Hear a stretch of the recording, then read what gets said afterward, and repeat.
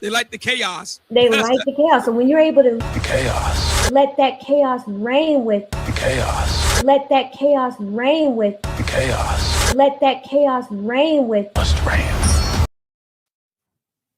Okay, so we're officially live. Candace, Andrew, good to sit down here with you, talking to you guys about the conversation that I think started with you being on Joe Rogan when you said, hey, I'm offering $300,000. And for the audience watching this, you have to know when you see this final product, there's a lot of stuff that happens behind closed doors. There was still communication till midnight, even some of the stuff this morning. Like it's like you're trying to sell a company. It's the last 24 hours that the deal doesn't work out, but kudos to the both of you guys that you made it work. The topic of discussion today, how this got prompted is, Andrew, you said there's overwhelming evidence that Tyler Robinson shot and killed Charlie Kirk. And Candace, your position was he's a patsy. Tyler Robinson is a patsy. So, of course, we'll talk about a lot of different things, but that's kind of how the whole thing got started. For the audience watching, I think this is truly for three different people. Number one is anybody out there that loves Charlie, respects Charlie, his legacy, what he did. We have a lot of love and admiration for what he did. He changed the lives of many people, young men, young women. You worked with him for many years. You guys were friends. You've said a lot of good things about Charlie, respectful towards him. You guys may have disagreed on some things, but you had a lot of respect for him. The second audience is the folks out there, you, that's watching this. And so for you, you've been wanting something like this to take place. And kudos for Andrew for coming out and saying, hey, I want to have this conversation, and for Candace to accept it. So you have the ability to say, I agree, I disagree, comment, do all the stuff that you're doing online. And if you want to see more of these things, any of the three channels, subscribe to them, The Candace Show, The Crucible. I'm sure some of the people from Crucible are watching as well, and the PBD Podcast. The more you subscribe to this, the more we're able to deliver these types of conversations to you. And last but not least, it's about the two of you. My goal is to speak as little as possible. 99% of the time, it'll be you guys speaking, and the audience will be able to see it. If I jump in, just so everybody knows on the back end, both have agreed. In the back, there's three people representing Andrew and three people representing Candace to do fact checking. So at any point, if somebody makes a claim, the other can say, can we fact check this? I can jump in and say, fact check this. Even the folks in the back can say, fact check this. So it is a very fair conversation that we're having here. And so with that being said, kudos to Michael Knowles. Your name was mentioned a lot. You missed out right now. The last 10 minutes, we talked about you. There's a lot of love and respect here mutually from both parties, all three of them here. And then, of course, the great Joe Rogan that started this conversation. And he also volunteered, but it ended up being this format that we have here today. So with that being said, Andrew, your claim is overwhelming evidence that Tyler Robinson killed Charlie Kirk. Opening statements, opening comments. Hello, guys. What's good? What's good? What's good? As you know, we're here with another one here in the Chaos Reign Show. The debate, toe to toe, the showdown, the debate that everybody was anticipating, that wait for the millennial, for the ages. Andrew effing Wilson versus the one and only Bedwinch, Candace Owens. And like always in the Chaos Reign Show, make sure to like, comment, share, subscribe. As you know, they came face to face, Andrew Wilson and Candace Owens. And this debate did not stay polite, in lack of better words. We are here tonight to break down one question the whole internet is fighting over. Did Andrew Wilson actually destroy Candace Owens, or did he drop the ball when it comes to who is responsible for deleting Charlie Kirk? Now, here, the real scam. Most people are watching this and is entertained. They're picking sides like it's a boxing match, but nobody asking the question that actually matters.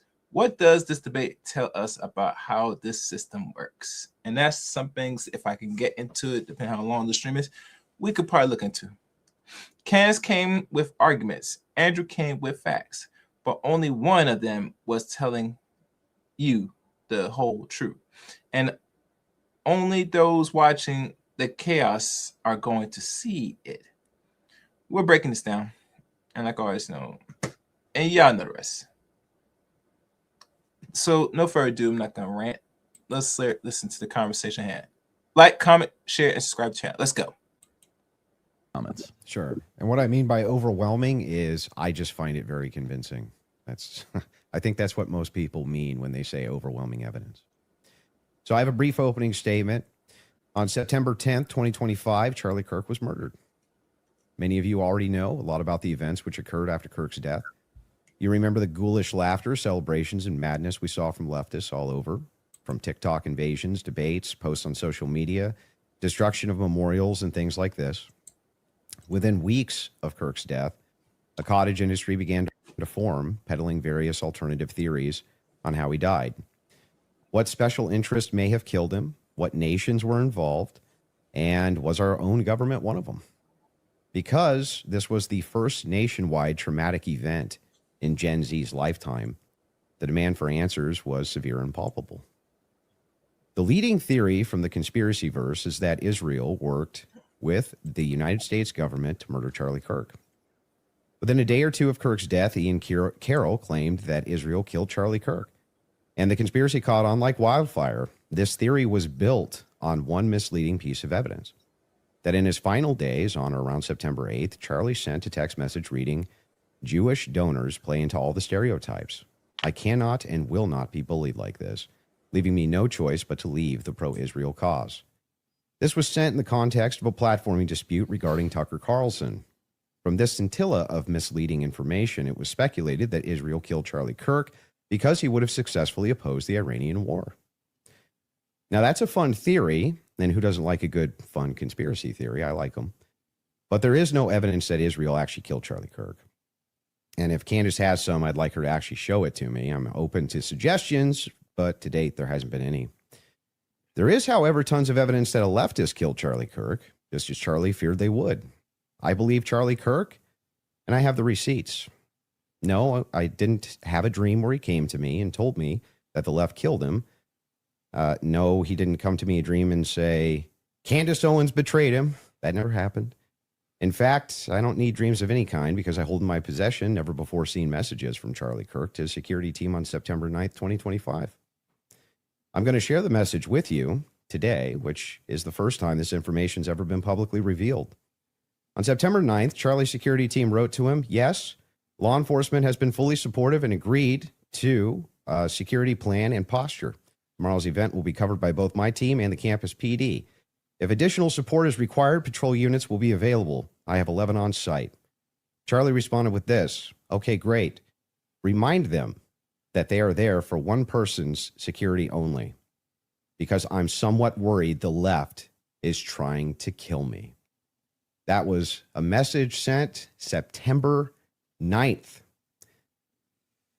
Whatever could he have meant by that? Well, I think he meant exactly what he said, that he was worried the left was going to try to kill him. Now, we'll discuss this more later on in the debate, and maybe I have more never-before-seen evidence that exposes just how wrong and, in my opinion, idiotic many of these conspiracy theories have been. But that's what happens when you rely on what's called the evidence of the gaps. In other words, they don't have evidence, they seem to just make up evidence. And what did they make up? Well, in my opinion, kind of whatever lined the pockets. And I think it's ghoulish to profit off of the death of a good man. But we came here today to debate, and so let's get to it. The debate topic today is 1, my belief that there's overwhelming evidence that Tyler Robinson killed Charlie Kirk, and 2, Candace's belief that there's overwhelming evidence that Tyler Robinson was a patsy and didn't kill Charlie Kirk. In sum, the audience is going to decide who has more evidence supporting their theory.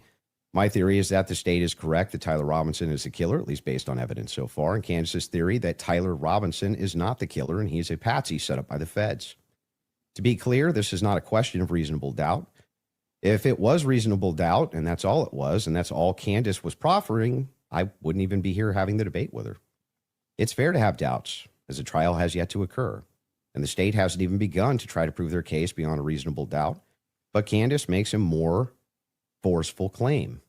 She claims that there's more evidence that Tyler is not guilty of murder and was set up as a patsy than there is for the state's case, and I just think that that's absurd, and she will not be able to demonstrate that in any way. In fact, she has almost no real evidence at all of her theory, whereas my theory is supported by compelling witness testimony, physical evidence, multiple confessions, all of which are independently compelling, but which are even more convincing as each piece of evidence corroborates the others.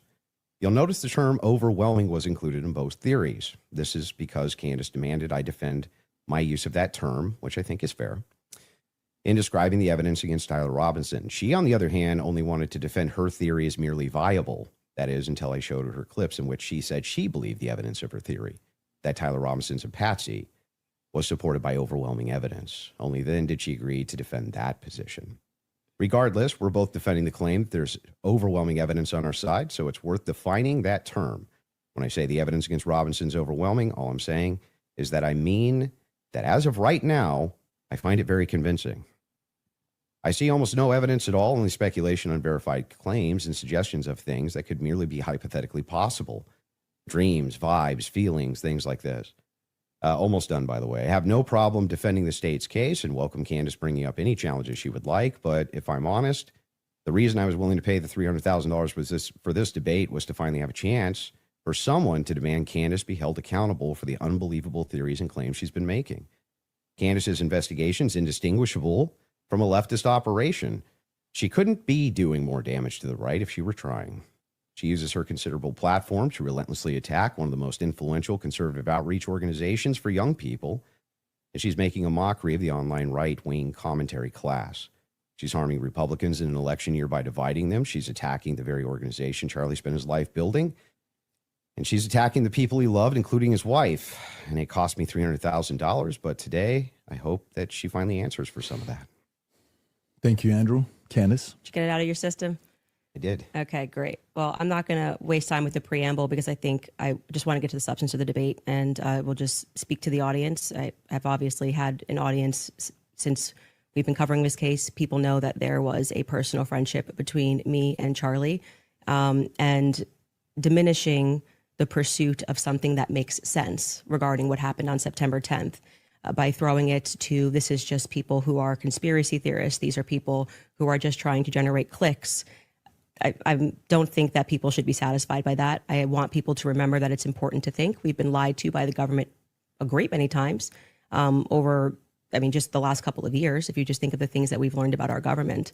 And I do want to say this, what's been the most disturbing element, I think, for everyone is that not only does the narrative not make any sense, which I'm going to demonstrate, I don't need to waste time with the preamble going through the points or trying to insult you or pretending that I've been running a podcast saying it's just dreams and vibes like I'm Miss Cleo. And that's the reason why it's taking so many influencers. It looks like $1 billion industry of influencers to dispute everything Candace says. It's not because I'm on my platform saying I had a dream last night. I don't think I think that diminishes you as an argument. Obviously, we have presented a lot of evidence. You just presented a text message and said, this is evidence. Well, that's how this entire thing began. You're talking about how Israel got into the conversation. It was because immediately after Charlie died, one of the first things we saw was this push to make us all think and remember how much he loved Israel. It's because the prime minister of Israel, who's fighting like a 27-front war, felt that he needed to come do a little mini tour and to be strangely to state that I did not kill Charlie Kirk when nobody was having that thought that I can remember. Nobody was going, I wonder if Bibi Netanyahu killed Charlie Kirk. And then we had a round of influencers who lied and said Charlie was not changing on Israel, that he wasn't having any disagreements regarding that topic, that the day he died, he just loved Israel so much. And I demonstrated via a text message, which you just mentioned, and you're now contextualizing and pretending it was just about Tucker Carlson, which is not true. It was a part of a broader shift that Charlie was having over the last, I would say, actually, on your show, it began since October 7th, which is when I began asking myself more questions about Israel as well. And so, yeah, when all of these things happen in the immediate aftermath, and then I drop a text message after everyone is denying that, Tucker Carlson then comes out and confirms the conversations that he had with Charlie. Megyn Kelly then comes out and confirms the private conversations that she had with Charlie. People then begin to ask a reasonable question, which is, why are we lying about this? If they were forthcoming with that, and they had said, hey, yeah, Charlie was starting to ask questions. I think after October 7th, it's reasonable that people are starting to re-examine our relationship with Israel. We wouldn't be here today. But it has been lie after lie after lie, debunk after debunk after debunk. Yes, I did share that I had a dream that Charlie was betrayed. It's not a dream anymore. It's a reality. I look at what the organization has become, the people that they are partnering with, the lies that they are telling, the extraordinary people that they're sending out to say that I hadn't speak to Charlie since 2018, and it begins to look like a conspiracy. And just as a historical fact, that entire term was created by the CIA to gaslight people after the assassination of JFK. So it's not exactly one that makes me nervous. Like calling somebody a conspiracy theorist is essentially saying that they demand further answers and they're not accepting the Fed slop. So I'm grateful that you came today. I don't need to, like I said, take cheap shots and discuss your manner of debate or your strategy. And I'm also grateful that you shared that you had that text message today, because everybody watching knows that I have been demanding not a debate, just an open conversation with Turning Point USA. They should be here. It shouldn't be you in that chair. It should be the person that took Charlie's place, maybe Erica Kirk, maybe Andrew Colbert. He's a spokesperson. And rather than doing that, they send us another influencer. So let's see how it goes. All right. That was very long. Those intros, see how this goes. Candace Owens has a real hard on for Erica Kirkland for a reason. And I'm convinced, her and Charlie has some little fling. Because I know there's a lot of women, particularly black women like her in the past, that bed wench it up. But the lengths of bed wenching, or lengths of just trying to think and admit that someone took his life and someone in his inner circle did, is just preposterous. It's just weird, in my opinion. Very weird. But let's begin and let's see what the evidence hold up. Like, comment, share, subscribe to the channel. Just out of curiosity, are you between 0 to 100? What is the likelihood that you think Tyler Robinson shot Charlie Kirk and killed him? Based on the evidence right now, I don't know. I'd say 75, 85%. Candace? 0%. 0%. I'm at 0. So with what we've seen in terms of the evidence, I'm at 0%. So not only, that maybe somebody was behind him as a patsy influencing him. You're not even saying that he didn't even shoot Charlie Kirk. Right. I would, if you said, was he involved that day, as Right. I have consistently said on my platform, I would say yes, he was. I don't know what role he played, but as the shooter, 0%. Do you have any evidence for it? For what? My percentage? The fact that he didn't shoot and kill Charlie Kirk. Yes, which I'm hoping we're going to get to. She don't have no evidence. For those that's listening, she does not have no evidence. She can't really firmly believe or confirm this dude did not do it personally. So let's go. All of the evidence that he feels that he has. I mean, I'm not even convinced that Charlie was shot from the rooftop on Losi that day, based on the evidence that has been. Do you think he was shot? I do not think that Charlie was shot from a 30-06 from But Losi. just shot at all. I don't know. I think that a projectile hit Charlie, and I'm open. Are you serious? So, sweetie, if you don't think he got shot that day, right in the gizzard, right? Then what happened? Because, and it's funny, guys, when I tried to go back, and I should have snatched that video, but I didn't really want to waste my time because, like I said, I don't know a lot of these weirdos nowadays that's on tours, on speaking arrangements, or even hell, even going on what they call it, school grounds to have debates with young adults. I just don't do that because I find it to be a waste of time personally. But to come to find out that even herself, Miss Owens, has to say that she don't think that a bullet caught him between the gizzard and took his life. I mean, if last time I checked, when I look at that video closely, it looked like he did get hit by that neck pretty well, and there was different angles. So I'm not sure what world she lives in. I don't know what video she's watching, because it was clear as daylight that was a straight up, sniper shot. Or allegedly it might be a sniper shot. All right, let's go. To other people's presentations, but I have not seen any compelling evidence that Charlie was shot by a 30-06. Can we see maybe if we're going to have an olive branch to each other, if maybe we can establish what we consider the facts of the case to be first? Yeah, sure. Okay. So you're not sure if he was actually shot. you're open to alternative theories. to that. He was definitely hit with a projectile of some description. If we're talking about was he shot from a gun, a 30-06, I would say definitively no. Okay. It defies common sense to think that he had a Superman neck, and even if he did have a Superman neck, which has been demonstrated, I think actually recently a YouTuber actually set up Valhalla steel cages and shot it, and it went through. So under no circumstance will I. So at least not a 30-06. Definitively not. A Okay, 30-06 but you from are low sea, open- 150 feet. No, But you're not necessarily closing off the avenue that he could have been shot at all. with maybe a smaller. Smaller caliber. Okay. And then there's some things that I'm going to make concessions on that I do think we need more answers on, and I'm fine with that. And we can get to those things as well. The other thing is in the timeline, one of the things that we dispute, I think, on the timeline is that you think that Robinson drove hours away to a steakhouse in Yes. the timeline. Is that correct? Yes. Okay. And what's the compelling evidence that you think you have there? I spoke to the owner of the restaurant, and I have seen the receipt. I know the conversation that I had, and I think it's enough that it will be presented. Obviously, if this goes to trial, but yes, I do believe that he was in Panguitch, which is near his grandparents' home. Did he give you an unedited copy of that receipt?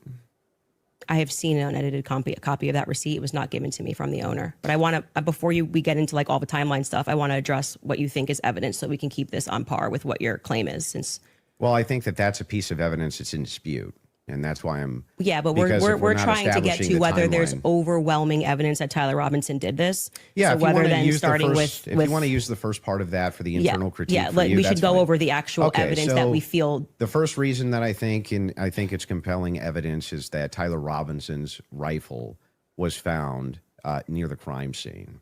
So I would consider that to be very good evidence. And also the fact of the matter is that I dispute this claim that a 30-06 could not have made this wound. I think that that's absurd.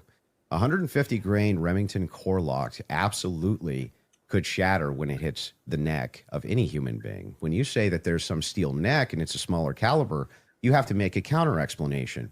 Why wouldn't a smaller caliber also go through bone? It could. I didn't say it can't. Right, exactly. So if that's the case, then ammunition is going to be the critical key here. And if we have frangible ammunition, which we do in this case, a flex tip round, well, I'm sorry, not a flex tip, a soft point round from a 150 grain Remington core lock, that's just a small jacket that goes around the actual lead piece.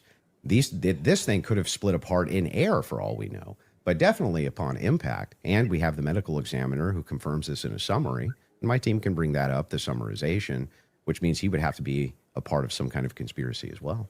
Okay. So just to start with your point about saying that the gun was found near him, near Losey Center, or I guess off in the woods.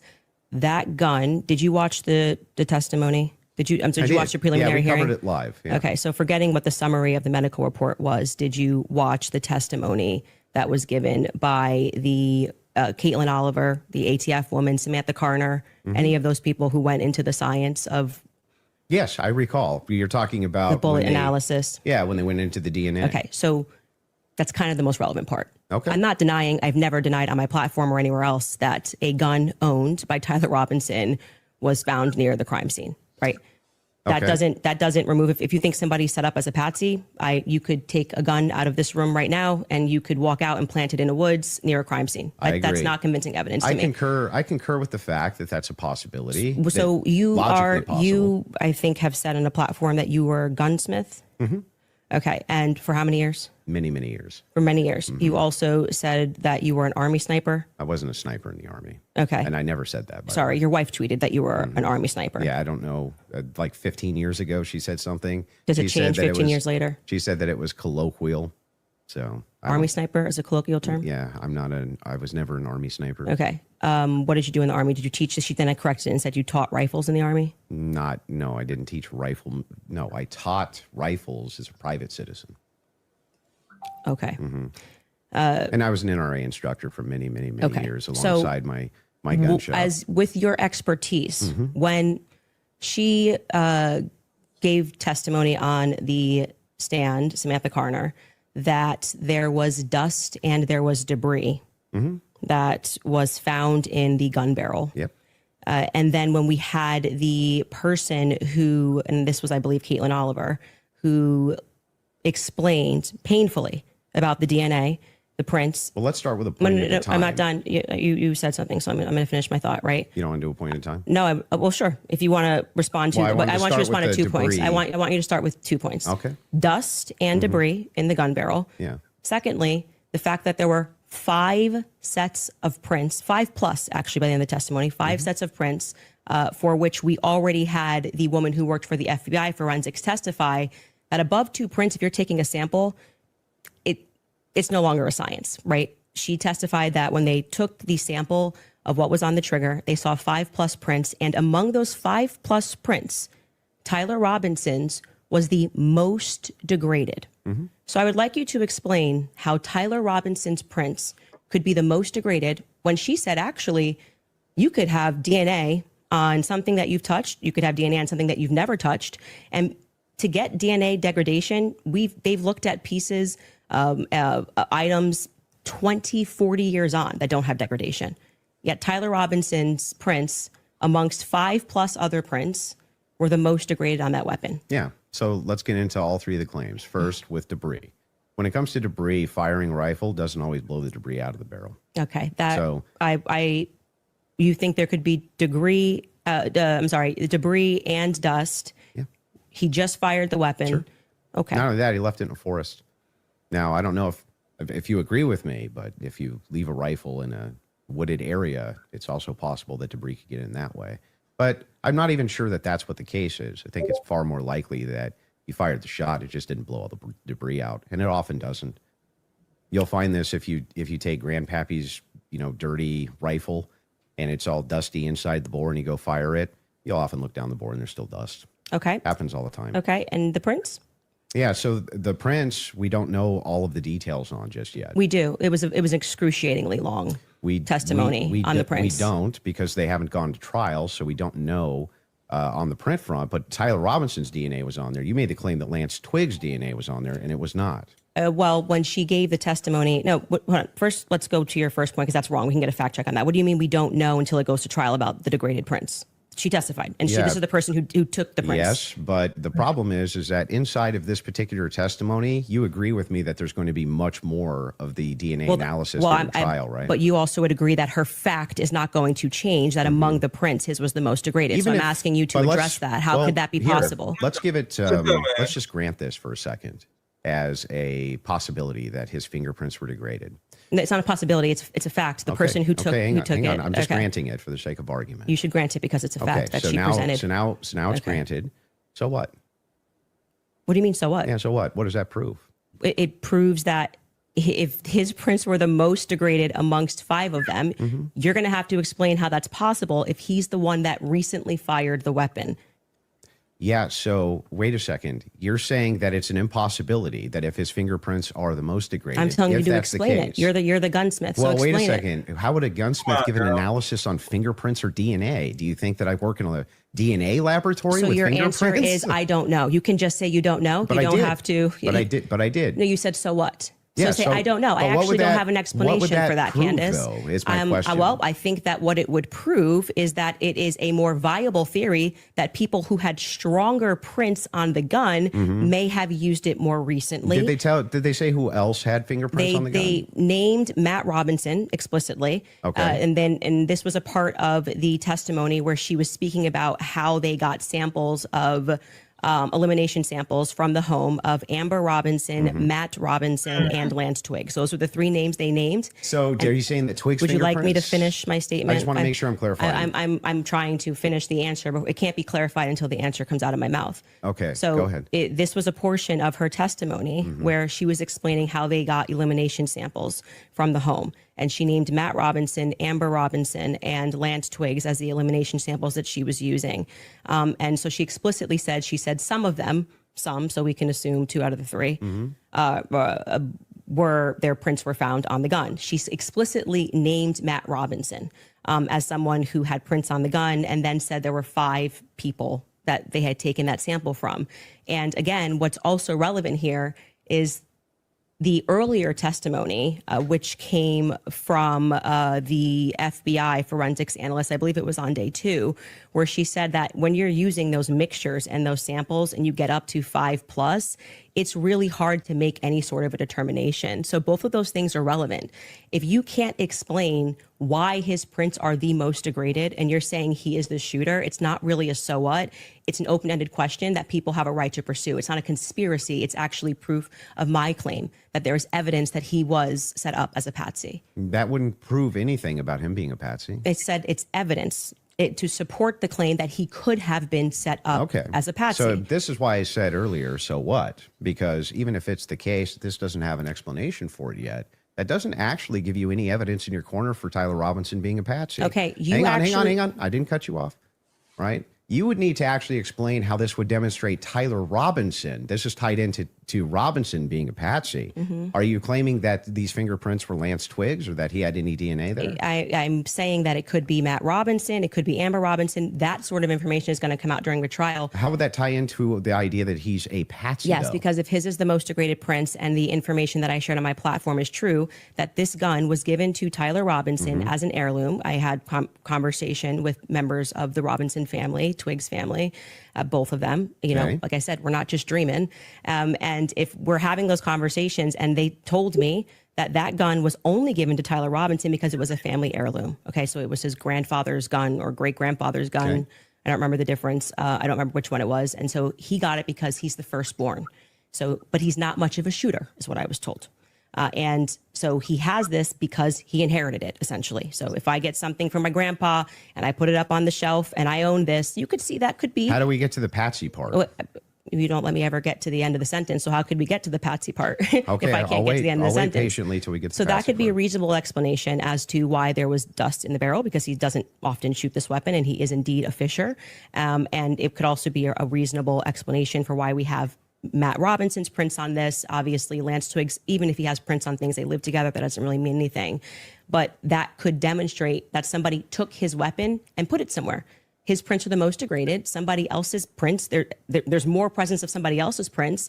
And that could demonstrate that somebody is taking items from his house and putting it into various places. But it also could demonstrate nothing. So the problem that you have here is that this is pure conjecture. No, this is not evidence that Tyler Robinson is a patsy. It's only evidence that you have conjectured up that, if it's the case that these are the more degraded prints, then therefore that means must be patsy because dad's fingerprints on gun. I didn't say must be Describe patsy. how this actually links in to Robinson being a patsy. Okay, I just described that for you, so I can explain it to you, but I can't understand it for you, so I'm going to move on from that. But to just go back to your point about this is not evidence, you can't make that claim because the entire basis for why you think that there's evidence for Tyler Robinson being the person that took the shot is based off of a hearing under Utah 1102 rules, meaning that they are doing the exact same thing that I am doing. This is the state. You said you're here to represent the state. Well, did you watch the preliminary I hearing? didn't say I was here to represent the state. The state's position you think is strong and convincing. What okay? I'm here to do is represent my own opinion. You which said is in that your opening statement, based on the evidence presented so far by the state. the state has that I find it presented convincing. evidence under Utah's 1102 rule. But this doesn't demonstrate any patsy No, that's very behavior. important because that rule is hearsay. So you can't say at the same time, Great. Candace, you're not allowed to. And what that means under the Utah rule, which I'm sure you know, because I'm sure you watched the preliminary hearing and yourself understand what that means, is that the entire hearing was hearsay. It means none of that information that was presented is going to be allowed. The majority of it, the overwhelming majority of it is not going to be allowed at the trial. They're allowed to present when it's just a probative hearing. I don't think all the evidence that was put in was hearsay.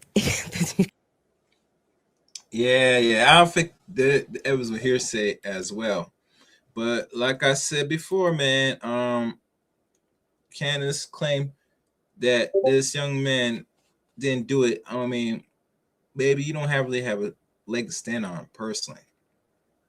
And let's say he was framed, right? Let's have this conversation. If he was framed, right, then there are ways that he could easily get around this. Now, I'm not sure what type of lawyer is going to represent this young man that was the one that took out Charlie, but he better have a very good goddamn lawyer. We don't have them lawyers back in the day like Johnny Cochran or any other high famous or high expensive attorney willing to tackle this case head on to try to defend and get this young man off a potential death sentence trial. If he is convicted, I don't see these guys going to make him do time in jail. I think they're going to put him away permanently. I'm not sure. What y'all think? Y'all think am I wrong? Let me know in the comment section. Let's go. Okay, you didn't watch this case. But not only that, no, this is a huge point. This I is, want to. this is crazy we that you can don't call know for this. a fact check if Yes, all the evidence we need was more than a put fact in. check. This was every single The day. team in the back is Utah actually Rule saying 1102. They want to go there. So they said there's a medical examiner's explanation of the shooting that's in the back. Rob, if you want to pull it up, and then Candace, if anybody from your team wants to pull something up, no problem as well. But they're requesting it. If you guys got it, pull it up so we can show it. And in the interim, is that it? Yeah. So I'll read this. Just what are we looking at, just so we know? Yeah, so this says the bullet, or at least part of it, sequentially perforated the interior left of Mr. Kirk's neck, strap muscles of the left side of the neck. This is a summary, by the way. Left common cartoid on the left internal external jugular veins. The bullet also obliterated the left side C27 vertebrae, transacted the cervical spinal cord. Medical examiner observed a significant portion of Kirk's cervical spinal cord was traumatically absent. Mr. Kirk suffered from other severe injuries, including bilateral, apical, and posterior intercostal hemorrhages, pulmonary, apical hemorrhages, multiple disruptions to the thyroid, et cetera, et cetera. So the summary of the examination is that he was shot. Okay. That was what they were pulling that up for. Okay, and I'm not disputing that he could have been hit with a projectile. We're not disputing that, so I don't know why this was brought up as a fact check. Could you bring up 1102 Utah Rule? Because this is an unbelievable point that you're making by saying that I am not allowed to infer off of evidence. You can infer. I'm trying to follow the inference. But your entire reason, like you asserted that you believe there's overwhelming evidence on the basis of what we saw in the preliminary hearing. The entire preliminary hearing was hearsay. Yeah, I'm fine with your inferences. But no, you just literally said I couldn't do that. Yes, I can. No, I didn't. I'm just saying from your inference, how do we get to Patsy? This is how you got to Shooter. The Tyler Robinson did it No, the same way that you got to Tyler Robinson. Shooter from that. Yes, you did. You again, this is something important, so we should pull up a fact check about what the 1102 Utah, and under their constitution, for the sake of a preliminary hearing, they do not have to have hard evidence. They don't have to put people on the trial. They don't have to. But no, that's why the entire hearing was basically hearsay. Officer Bagley but was not saying, all of it, like I said. The overwhelming majority. Again, no I mean, dispute. outside of the one But that you don't want to give. Please don't cut me off. Though. Outside of that is what's in dispute. It means that your entire brand of saying you don't have evidence falls apart when the entire preliminary hearing is based off of hearsay. In fact, Lance's testimony before they had about an hour debate, actually maybe it was more than an hour debate before he sat, and they said this is not going to be allowed. You wouldn't even be allowed to do this. We'd be able to cross-examine him. The questions that they're asking Lance are all leading. And what did he say? Well, I'm the magistrate under Utah Constitution, 1102. It is my job to allow all of this so we can see if the state has enough here that we can then move to a trial, which will then, they would not allow this stuff. They would say we get to cross-examine Lance. Lance just can't willy-nilly say. I'm not disputing. But the entire substance of your argument is that people can't infer off of evidence. No, that's what you're saying it's to not. me. When you say, Candace, Here, you I'll can't give talk you the about the degraded argument prince, which is a now. fact. Yeah, I'm not and then saying infer that. off of that Didn't say that. Tyler could have been a patsy. You're just literally making stuff up. So here's I'm not what the making stuff position up. is. I'm I'm not making asking stuff this. up. By the way, I'm I have Rule saying 1102 that ready I if you think wanna you. read Let's it. pull that up. Let's pull that up. I'm doing.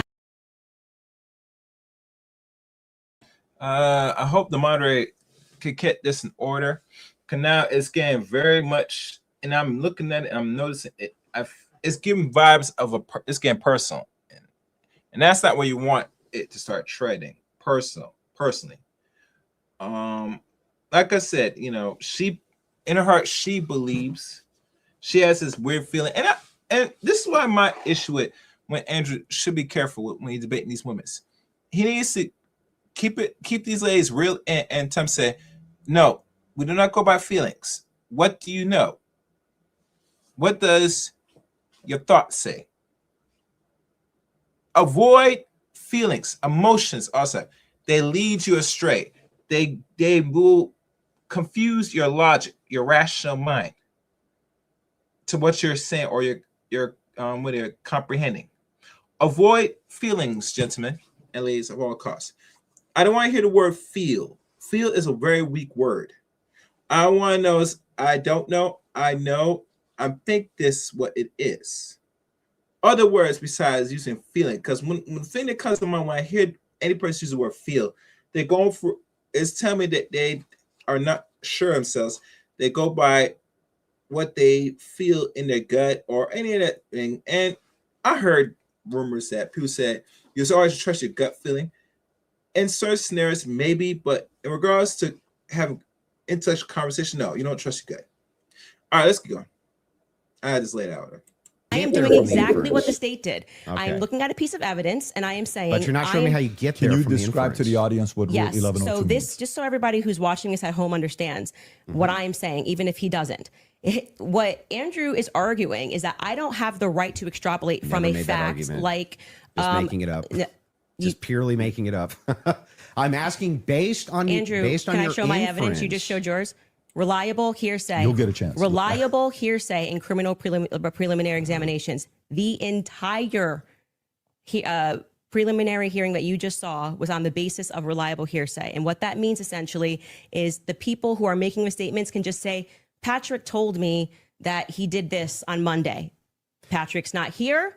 And that is, they can allow that into the hearing. That's just because it's just meant to be probative. And so it's the state saying, here's what we have inferred. So you are allowed to take a piece of evidence and then you are allowed to infer off of that evidence. Okay. Case in Thing point, that's a nobody's demonstration disputing. that's a demonstration of what I just did. I said the prints were the most degraded off of Tyler Robinson. And from that, what I am inferring is that it's plausible that Tyler Robinson was set up. That doesn't. Okay? That's the point in contention. That's not a point in contention. That's the point in contention. It's not a point in contention. If you're saying it's a It point, is the point in contention. it's not the point in contention. I'm telling you that was what the entire hearing allowed for. So the evidence that he Great, is but describing, we're asking you that now. he is using to argue his case, is all based on inference, not fact. Great. Inference, not fact. We're So what they just- are inferring off of the facts.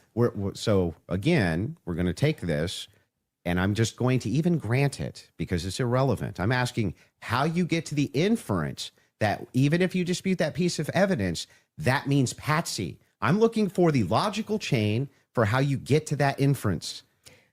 What I am telling you is it's the exact same way that when you tweeted, I think that this evidence is overwhelming. When they say that looks like Tyler Robinson's car, he drives a similar car, okay? They are inferring that that's Tyler Can Robinson. you walk me through the inference The so that I infer- understand? It's not a fact. It's not a fact. When you show a blurry image, which you kept citing that we have No, I'm images. talking about your inference that the fingerprints, even if they're degraded, equals Patsy. How do you I get didn't that say inference? I didn't say it equals Patsy. I think it is enough evidence that it should be explored, which is exactly what this preliminary was in the but inverse. That's not what in dispute. What's in dispute is when you said, I'm using this as evidence that he could have been a Patsy. I'm asking, how do you get the inference to Patsy from that? Because what I am saying is that it shows that somebody else had more DNA presence on that gun than Tyler Robinson did. So it is plausible, which is all they're doing. They're presenting plausibility based off of the facts. Okay.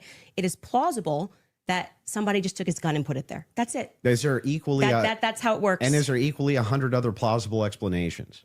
I think that's the reason why most people are exploring when things don't make sense. Got it. So, So- yes, at the beginning of that, this is how the court process works. So just so we're clear, if this there's is the 100 state's other evidence plausible and they're inferring. explanations, then Candace, why is it that we should go with this idea that it was a Patsy?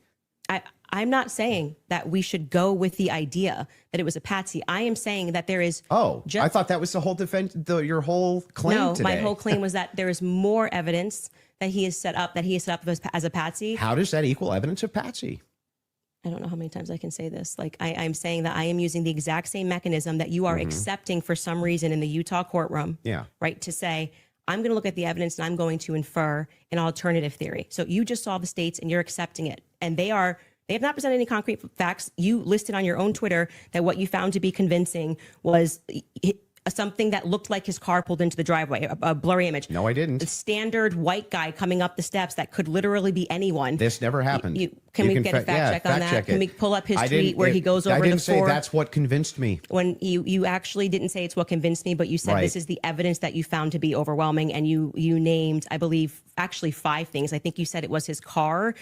You said it was. Well, there's multitudes of things that I find. You just said you didn't say evidence. it, so we're going to get a fact check on that. You did. Go ahead. You said the blurry images coming up the steps. Quite literally, when Officer Bagley testified, they talk about when I'm talking about making inference. This is the most I thought was the most absurd testimony I've ever heard. And pardon me, it was actually Hull, David Hull. They asked him a question. How did you know the guy in the maroon shirt was the same as the guy that came up the stairs later that was wearing the American flag black shirt? And he said, they're wearing the same shoes. Why is that absurd? That's how you decided these two are the same people. Oh, wow. What a scientific. They're both wearing Converses. Okay. That's an absurd thing to say. That is not evidence that these are the same people if we're both wearing Converses.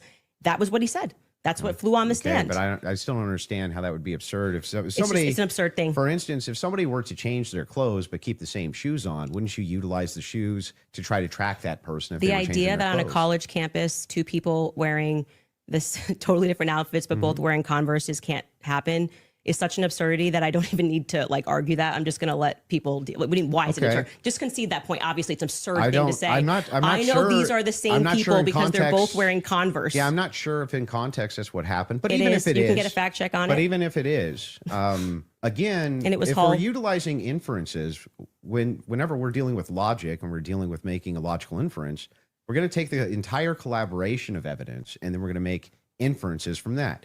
You would do that with any type of logical proposition. Otherwise, you could never have a true or false claim. But you just told me I couldn't. So do when that. that never happened. You're just making stuff up. So anyway, when we're talking about logical inferences, what I'm looking for is the logical inferences that you have that Tyler Robinson's a patsy based on the totality of evidence that you have. We can keep going through your other evidence, but we should find Yes. his tweet where he lists the reasons that he was convinced. So let's start with the 30-06. I think that's fine. Your team's looking for. Do you remember how long ago that was? The tweet of the 5. Did you delete it or no? No, Did I you don't delete delete tweets? tweets. Okay, cool.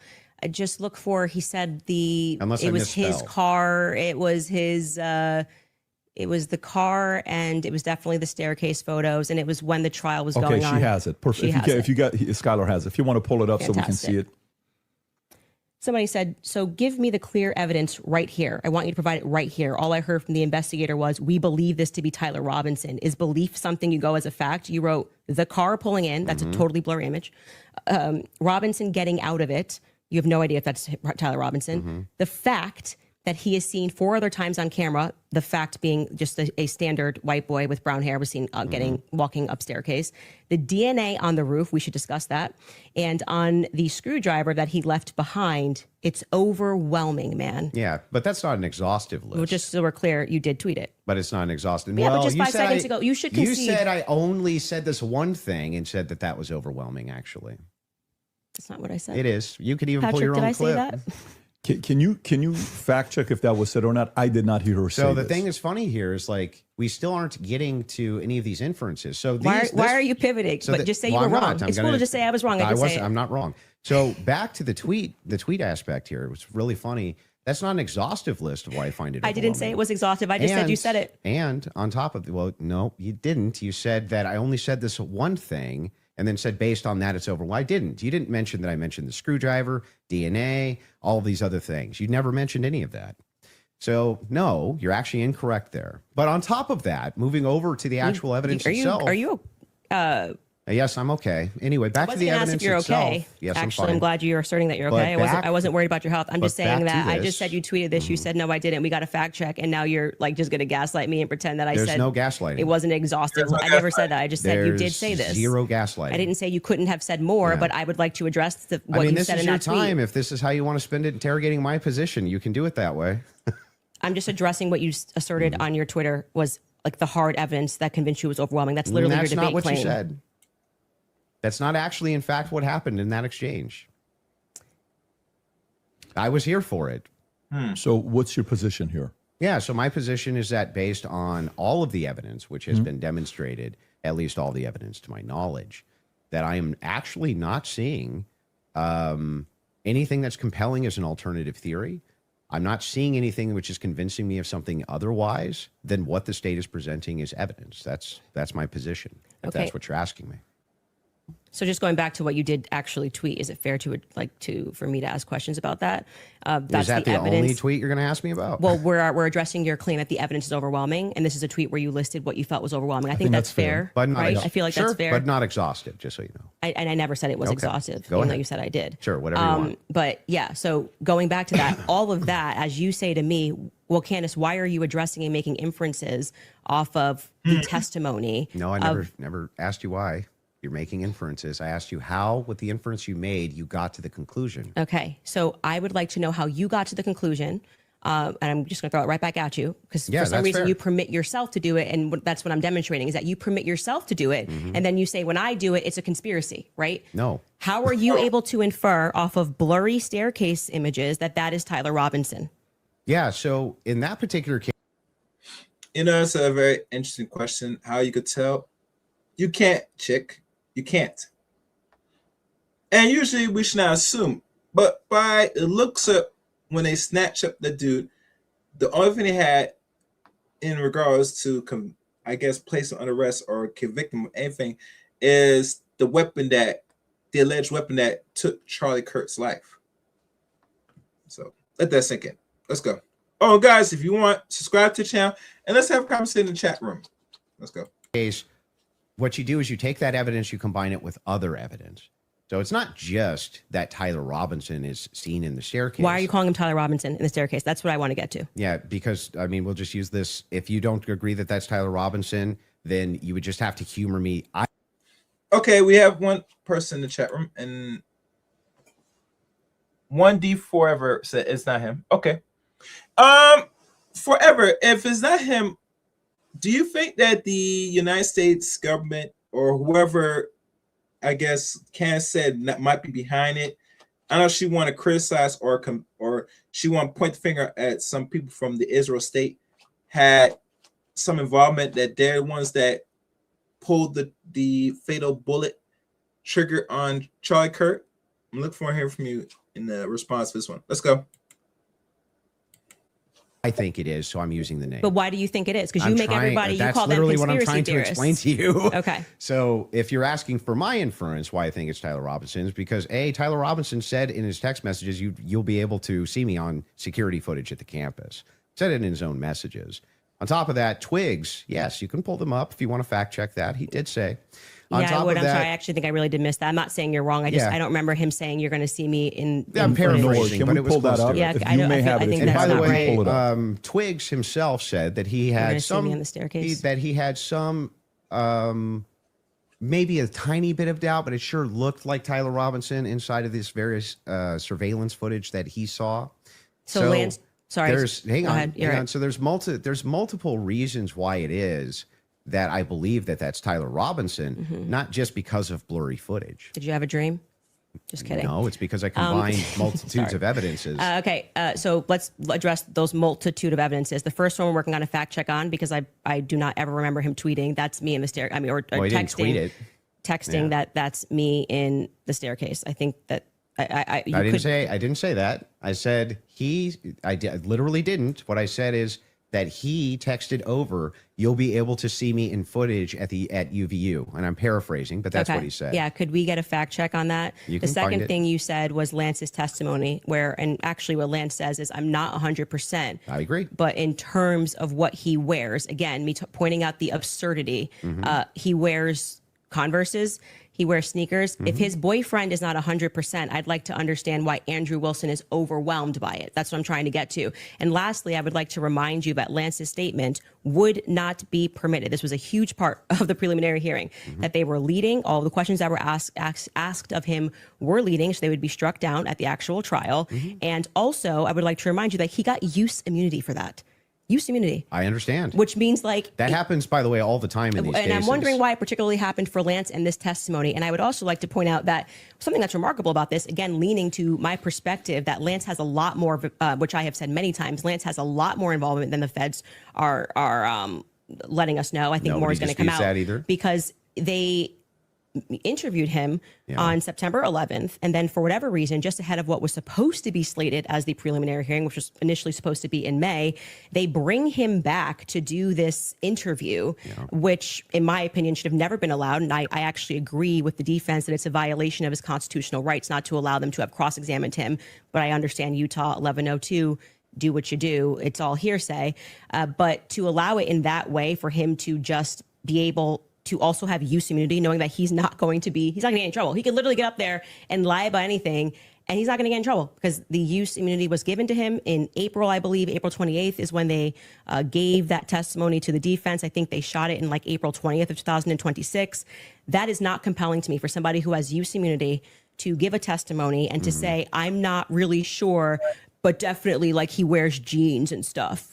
That's not what he said. He did. Actually, you can get a fact check on that. Yeah, that's Skyler, not, I think he you said pulled much it up more if you than want that. to. So a couple things we have. We have Rule 801, Tyler's messages, that says it's not hearsay. But first, go to what Candace is asking about. Skyler, I think you have it. You just texted me if you want to pull it up. You said you have the text. If we can put that up on the screen. Thank you. It was me. Look at the pictures from the surveillance footage. It was me. Okay. I literally said to you, it's not an oof. I said I didn't remember this, and I'm happy to have a fact check on that. Okay.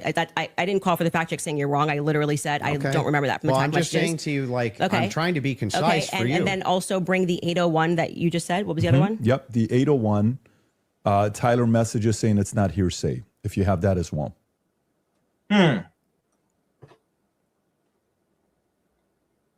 you go. There you go. Wait, what are we saying? It's not hearsay. I thought Statements you said that the are not messages. hearsay. A statement that meets the following conditions is not hearsay. It was hearsay. They said it in the trial. Hang on. Okay. Okay. Is consistent with the declarant's testimony, and the declarant denies having made the statement or has forgotten, or is consistent with the declarant's testimony and is offered to rebut the express implied charge that the declarant recently fabricated or acted in recent improper influence or motive in testifying. So then, wouldn't that mean that a bunch of this wasn't hearsay? So the issue with his I just want to make sure. Yeah. Would that mean that a bunch of this wasn't hearsay? So the opposing party, which down the line, like I said, they talked about this for about an hour and a half, and they discussed how if Lance was in court and he was giving his first party, giving his testimony as the opposing party, whatever, all of this would be fine. They had an issue with how the questions were being asked and that they were not allowed to cross-examine him. So that is why his video testimony would not be accepted in the main trial. And what I said to you is this entire preliminary hearing is under Utah's 1102. So they are allowed to just use hearsay. And No, so the you didn't judge, say when that. he You said most of it was hearsay, actually. Yeah, The it was. overwhelming majority. Well, I mean, I'm leaning now into my opinion that some scientific aspects, which they kept asserting, like the federal rule 403 or 402, some of those parts were quite Sounds scientific. like you're backtracking quite a bit. No, I'm not backtracking at all. What do you feel like let me help you. Where do you feel like I'm backtracking? It literally was done under Utah's 1102. Yeah, nobody disputed that. Okay. What the dispute was is whether or not most of it was overwhelmingly hearsay. Yes, is that the case? it was. Yes, that's a fact. I'm not backtracking on that And at what all. are the things How that- many times did you, Yeah. if you watch the preliminary hearing, it's like they constantly, I'm 1102, 1102, 1102, 1102, That's true. 1102.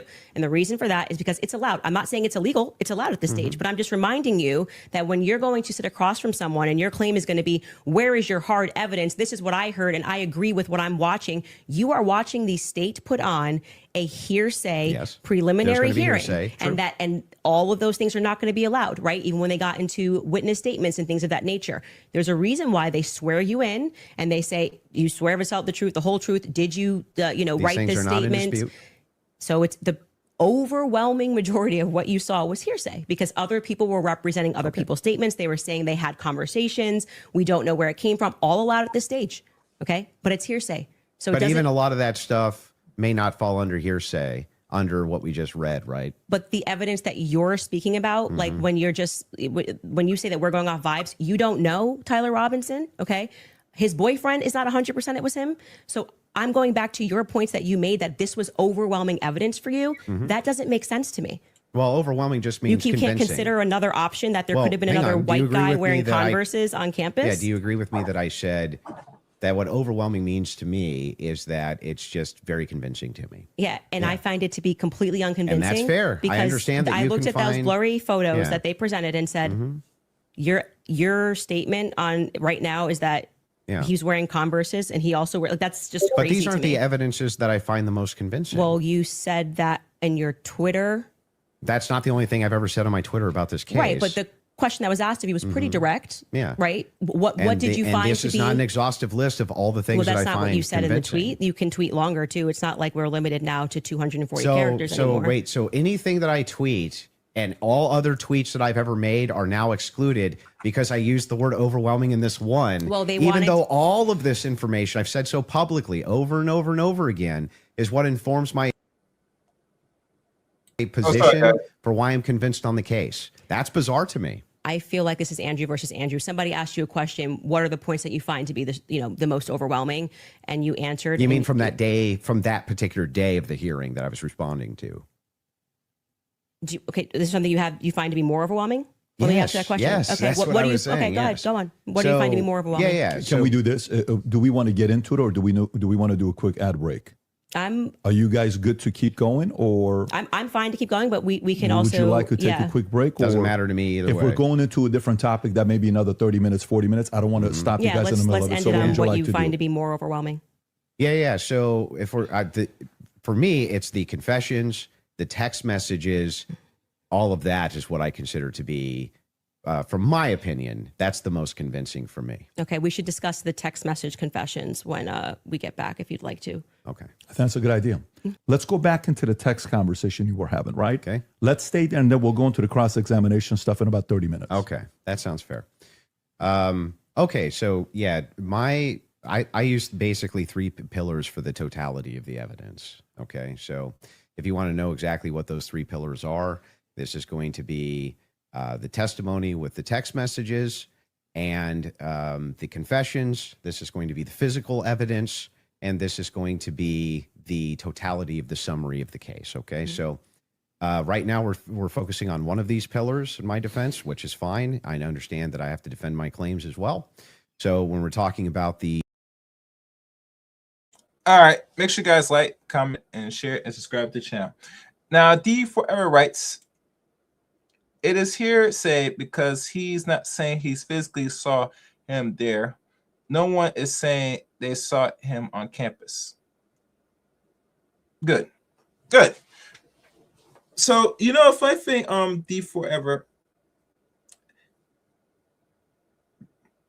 when things like this happen, and when a person that's well known throughout the internet, because Charlie Kirk was well known in the lecture circuit, his assassination threw a lot of people off guard a year ago. And a lot of things has happened, a lot of policies, a lot of things that was gone under the radar that people that wasn't paying attention went on when Charlie lost his life. And my biggest concern, what a lot of people don't understand, when people are been deleted on live broadcast as being circulated throughout the internet, you have to be suspicious. Yeah. All right, let's continue. the messages themselves, they seem totally valid. I have no idea why they wouldn't be valid. And I have not heard any good explanation for why it is that these messages should even be questioned. The defense hasn't questioned them, as far as I'm aware. Nobody has actually questioned that these messages came from Robinson to date, except perhaps you and other people who are kind of in that camp. But why should I question these exactly? I'm not sure. Okay, so first let's just go over legally what the point is of a probative hearing. The defense is not putting on, they're not there to say or to argue or to defend themselves at all. They have to address what is being presented by the state, okay? So they're not here to then say, let me give you an explanation for these text messages. Agreed. The relevant portion of what the defense did do was actually before we got to the preliminary hearing. I had mentioned that it was initially supposed to be scheduled for some time in May. They asked for an extension. That reading through those filings of why they were requesting an extension and why I actually believe their extension should have been granted, because they did not receive discovery on their text messages. That was one of the reasons. There were many reasons why they wanted to have an extension, but this was crucial, right? So forget just the general sense that these messages feel off. And yes, you are allowed to have an intuition. You are allowed to have a sense and just go, this is very weird. We're being told this kid had like above a 4.0, Tyler Robinson. He wanted to get away. I mean, the text messages almost run head to head with themselves. Like he wanted to get away with it. So he thought the best thing to do would be to text a full confession of what he did, down to what I didn't even remember, saying, yeah, and that's also me in the surveillance footage. It felt a little too on the nose. People have common sense. You just don't text message. But then we're also supposed to believe that he put a note under because and burn this and get rid of the evidence. But don't worry about that because I'm about to text you a full confession. That it felt off. It felt weird off the bat. The manner in which they were texting, we're told he's like a gamer who's using a Dremel to carve expressions, catch fascist. But then suddenly he's writing like a 1700 Also, as a Helldivers novelist. player, he did actually get the 500K code correct. Yeah, I'm not a gamer, so we'll say that if we start debating that, you'll be way over my head. But yes, but my point being yeah. is just that first, it's a general sense of why people had a reaction to these messages that seemed like they were written by Jane Austen rather than like a kid who games and writes catch Yeah, but do you see how fastest. that's intuition? That is, I just said that. I said just parking aside the intuition of just something feels wrong here, which you should follow your intuition. You should actually do that. If you say the COVID vaccine is running out, feels like it's coming out too fast and there's too many celebrities telling me to do it, I'd like to take a pause. That's good. That is, you are allowed to do that. I believe in intuition. But hang on. Let me respond a little bit here because you've been going for a minute. Let me at least respond to a little bit of this. So the first thing is like when people bring up the COVID vaccine, not trusting the COVID vaccine en masse was the science. That wasn't just intuition. That was the science. There was tons of competing science.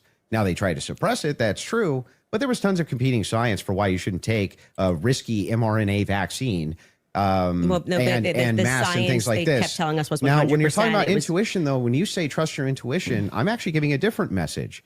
You actually should be very wary about trusting just your intuition. It is true that intuition can be useful, but it has to be tempered with logic, reason, explanatory power, and evidence, not just intuition. That's why we're parking it aside. Intuition's the first step. Something feels off, right? Okay. That was my first step with COVID. I don't like the way it's being pushed. It shouldn't require a celebrity campaign, by the way.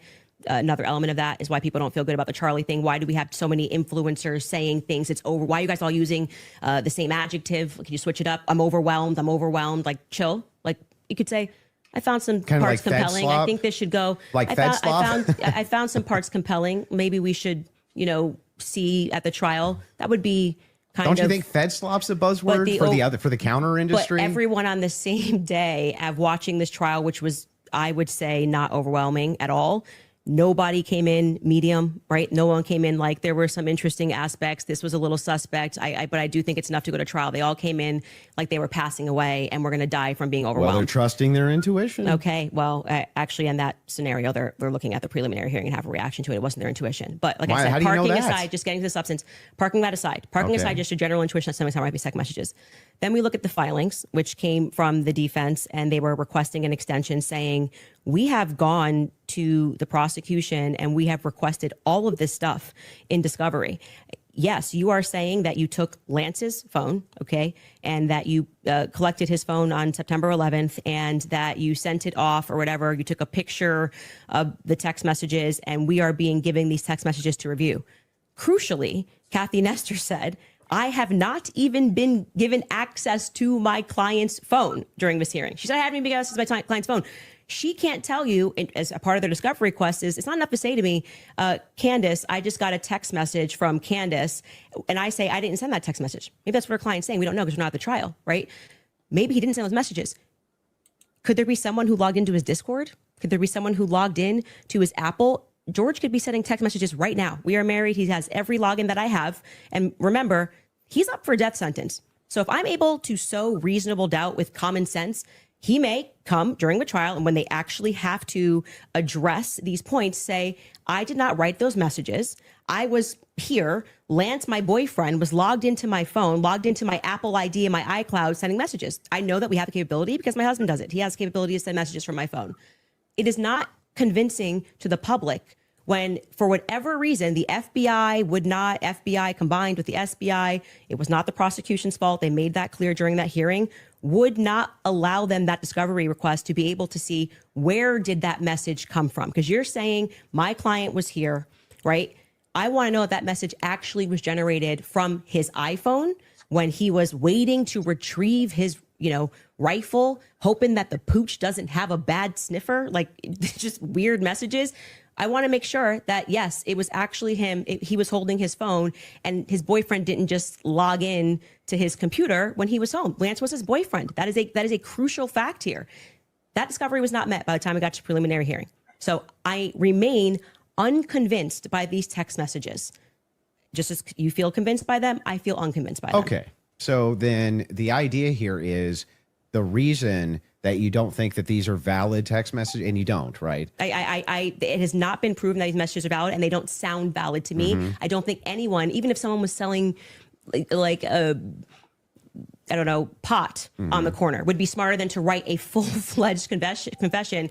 He even writes, I thought I would get away with it, and I was hoping never to tell you until old age. And then we're being told that he wanted to commit suicide. And okay, but he just said he wanted to get away with it, but he's not smart enough to, I don't know, maybe not text it's such a confession like we've never seen. I think this would be like the first time ever somebody has start to finish written an entire, I'm in this surveillance footage and I'm here and I'm wearing my Converse. I'm being a little facetious here, but it was a little ridiculous. It didn't pass a sniff test for me. You have kids and you love them more than anything. I do. If it was the case that you thought that your kid was innocent, wouldn't you be out telling everybody and their brother that you thought that they were innocent? And also, wouldn't you maybe recant and say, hey, he didn't actually confess to me. He didn't actually, none of this happened the way that the state is presenting it. What would have prevented the parents from testifying? Well, two things I can answer that. And if you watch my show, I keep telling you it's not vibes.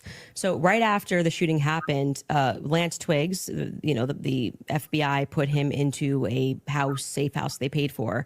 They went to the parents as well, to Matt Robinson and Amber, basically said, your life's at risk. There could be somebody who jumps up and wants to avenge Charlie Kirk. And, we're going to watch you. And they went into a federal safe house. What happened next is that they started thinking that the feds were maybe gonna, maybe not as honest as they thought. And how do you know any of that? So you gotta watch the show, right? Yeah, no. How do you know that? I had a source within the Robinson family. You have a source, an anonymous source, of course. So there's no way for us to verify that what you're saying right now is actually even true. Do you find it to be reliable hearsay? And that's the problem. That's the problem. I don't go by hearsay. I go by what you have on the docket, we have presented, and can you very verify, no doubt, that this young man did not take out Charlie Kirk? I don't know, man. It sounds fishy. What you guys think in the chat room? Let me read what's going on. Yes, I agree with you.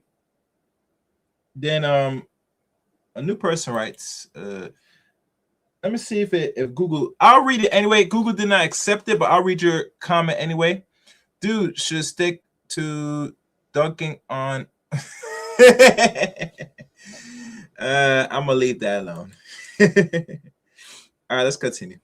No, I don't find it to be reliable at all. It's just a source. I'm just doing what the prosecution What you're doing is did. a cool story. It's not cool. Well, you must have hated watching the preliminary hearing. You're giving us a cool story. Wait, you're saying that according to your sources, that the reason that the parents haven't recanted any of this. Recanted what? They have no statement from the parents.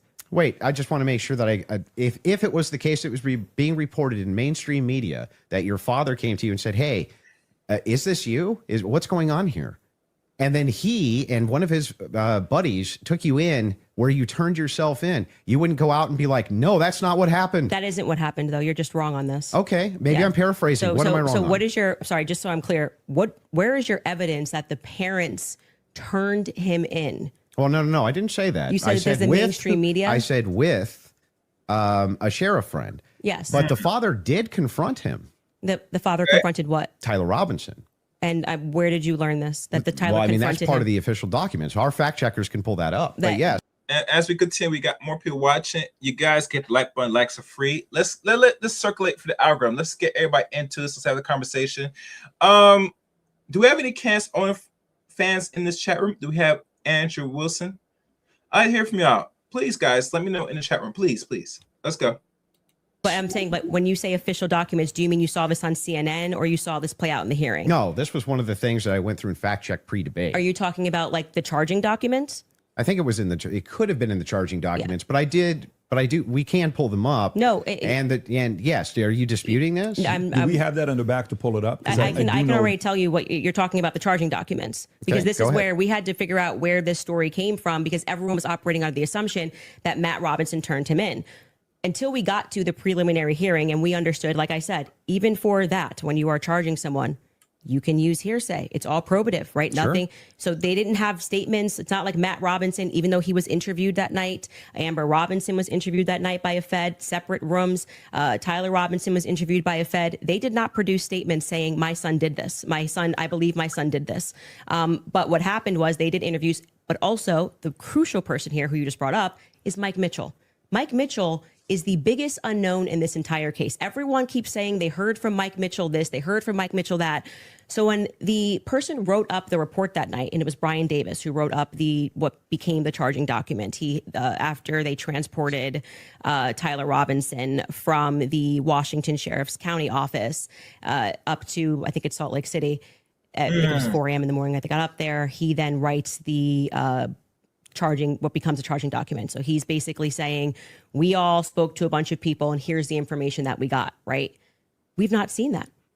So it could have come from Mike Mitchell. Mike Mitchell could be saying, I don't know how this negates the point, though. it Why wouldn't truly the negates parents? the point, because you don't have a statement from the parents. Yeah, you are going. Why wouldn't they just correct It's not correct. All right, this is one that I remember watching when they first did this. But let me go in the chat room. I see some people writing now, and I'm going to respond to our chat room. I'm sorry. I'm going to respond to people in the chat room right now. Make sure you guys, you like the stream, you can share the stream, and please subscribe to the Chaos Range channel. Let's have the conversation. D Forever writes, they're both good debaters. Gen X Warrior 9 writes, Wilson falls apart later. Okay. You think he'll fall apart as it gets to the halfway point of the debate, or somewhere around this time that he starts to really, Andrew starts to lose it? Curious to know. Let's continue. That doesn't Misinformation. negate the point. The point is that we now got the preliminary hearing. If the parents were the ones who said, I'm turning my son in because he's guilty. I didn't say they turned him in. I think you're talking about the over. You said it's been the narrative. Everybody's known this. The narrative initially, which I think you agree with, was that, Matt Robinson knew his kid was guilty and turned him into the police station. What actually happened in terms of Sheriff Brooksby, who was present there and gave a press conference, what happened was this Mike Mitchell character essentially peer pressured him, and we can get a fact check on this. We can find Sheriff Brooksby's press conference. And he said, they know it's you and you're going to come in peaceably, or people are going to be banging down your door. He was a undercover cop, which I don't like that. I don't know what he did undercover. It's very hard to find anything about Mike Mitchell, but he worked with them for 20 plus years, the police officers. The reason why Tyler Robinson knew him was because he lived nearby and he was also his Boy Scout How leader. does this negate the parents could write this second? And by the way, if you had I'm the going to evidence, address that point. I'm just saying that your first point, which is that the parents did this. Yeah. We don't know that the parents. I didn't say that they did ever. It never happened. You're quoting the parents as having said. You said that Matt Robinson said that his kid was. You say involved. I don't want to misquote you. Confronted him about it. Confronted him. Yes. And I'm telling you that we have not seen any evidence that that is true. We can fact check that. Okay. Because we do have evidence. And I'm saying it's the charging doc, which could have been derived from a statement Mike Mitchell said. Two things I have ready in the back. One Cool. is the charging doc, and the Yes. other one is a video of Kathy Nestor saying she hasn't seen Tyler's phone. Okay, we can Okay. run Which Kathy to one go would you back, wanna and see then first? just to You go wanna see backwards Kathy to first? Kathy first in court saying she didn't get her client's phone. Yeah, and then I think we'll go to the. If you're okay with that. Thing not in dispute.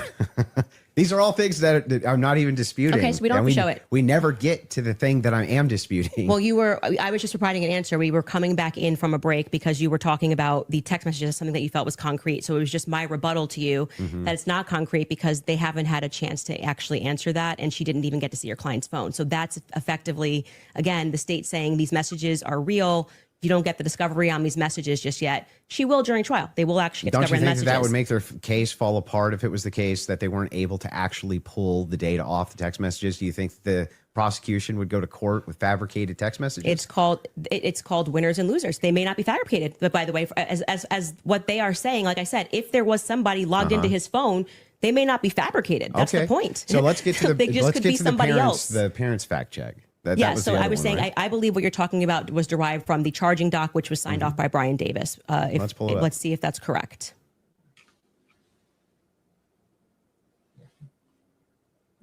What are we looking at Robinson's mother explained that over the last year or so, I'm sorry. Can you zoom in a here? little Is this bit? the charging I doc? can't see it. Robinson's yes. father reported that when his wife showed him the surveillance image of the suspected shooter in the news, he agreed that it looked like their son. He also believed that the rifle that police suspected the shooter used matched the rifle that was given to his son as a gift. As a result, Robinson's father contacted his son and asked him to send a photo of the rifle, which makes sense with the text messages. Robinson did not respond. However, Robinson's father spoke on the phone with Robinson. Robinson implied he planned to take his own life. Robinson's parents were able to convince him to meet at their home. Yes. So this is proving my point. This is from the charging document, correct? Yeah. So what I'm saying to you is that 3 people got interviewed on that night. Mike Mitchell got interviewed, Amber Robinson got interviewed, and Matt Robinson got interviewed. Of the 3 of them, only one of them actually wrote a statement, which was referred to in this preliminary trial. He came in, I believe, in March, Mike Mitchell, and he wrote a statement, which I find to be very shady that they decided to bring. But why aren't the parents disputing that? No. Well, first off, That's the question First I've off, been the asking. parents are not going to ever play in court. Play to the cameras in court when they have a legal team that is going to be advising them not to speak to the court because your son could go to prison But they're forever. playing to somebody else who's your source? I'm not going to address that. They're playing to I don't- someone else I don't who's your think- I don't source think but it's- won't go publicly tell the media yes. this is not true? Well, what I did not say to you that I just said I have a source, so I want to be very clear and take it from somebody who is involved and permanently sued. When I have to take my lawyer's advice, I mean, there's so many things that I want to respond to when people are speaking about. Yeah, but it's bizarre that they would utilize a source which would get the information to you, but wouldn't just go to the media and be like, actually, that's all wrong. Yeah, I find that very odd too. So what that Andrew layout, he does have a point in regards to why would they give you it but not express it on themselves throughout another media outlet about their son and this unfortunate that was happened to Charlie, and that his son, if not careful, he might do either life imprisonment or he's going to get the death toll. I don't know what type of parents he has, but his parents could put more better fight or emphasis, but I don't know. We'll see. And let me see if anybody write in the chat room. Okay. Gen X writes, look at his legs. He's nervous. Next comment. There is absolutely no way a 30-06 made that. Okay, interesting. All right, let's go. I am telling you that you would nary find a lawyer who would advise you to go to the media. and speak. This mother, especially when your son if is I up thought for, that my is- kid was up for death. If I thought that my kid was in any way, shape, or form going to be up, you couldn't shut me up. Or my wife, she would be like, that's not true. That's ridiculous. There's no possible. That never happened. These people are lying through their teeth. They'd be public whether you like it or not. Yeah, that's for you and your wife. But when a judge issues a gag order in a case and your son is up for death, and your lawyers could be advising you that if you say anything, you could blow the case, you would have a more responsible consideration. I see. And we're speaking opinion here. You're like, well, I wouldn't care. I'd violate it, and I'd violate the judge's orders and see what would happen. If you have a source, it seems like they're violating it with them. I'm not speaking to a source, but what I am saying to you is speaking just relevant to what this is. We have not seen any proof that statement that is included in this charging document. I think it is highly likely on the basis of the preliminary hearing that all came from Mike Mitchell. And Mike Mitchell would be a part. He's based saying, on the statements of it's him saying the parents told me this. The parents could dispute that. That's going to come down the line, right? They're going to be able to seat the parents. I will say this, putting together context clues. If the state had it on, 100% certainty that Matt Robinson and Amber Robinson said it, a 5-day preliminary hearing would be a good time to say we have enough evidence. And I can tell you why Matt Robinson made this statement, and here is his statement that he signed. That would have been a good time to present that evidence. That would also be a good time for the defense to say that's just totally fabricated. No, it's not. It's the wrong time. Why couldn't they? That is completely the wrong time. Why couldn't they? Because what they're doing is they already said they didn't receive discovery. They literally can't. They literally can't because they can't. They did not You're receive saying that discovery. they didn't receive that information? No, they just received the text messages. But in order to That's not the text messages. the probative information. Yeah, we're talking about the information that we just reviewed. That's not the text messages. They never presented it. The state never put it on. Yeah, they didn't. The defense could easily still have presented this. Yeah. No. They could have said they're No, no, they're not allowed to. Are no, you sure? in a preliminary hearing, Yeah. the defense is engaging with whatever evidence the state decides to put on. Uh-huh. They did not put this on as evidence. Brian Davis was up there. So they're not allowed to present anything?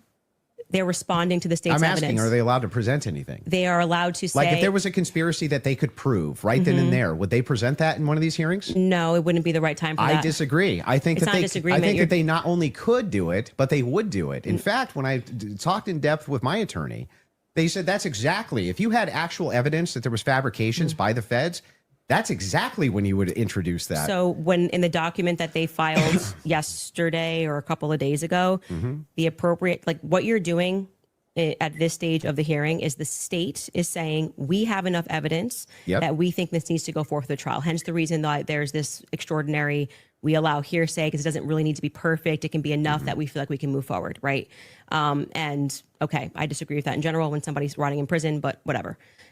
The next phase is for them to meet in court and for the defense to essentially present an argument to the state that says, we find this filing to be defective in and of itself. We don't even have to defend ourselves because you, the state, have enough, you know what the laws are on the books, and this filing is defective and you should get rid of these charges because they don't make sense based on what you can decide based on a law on the books.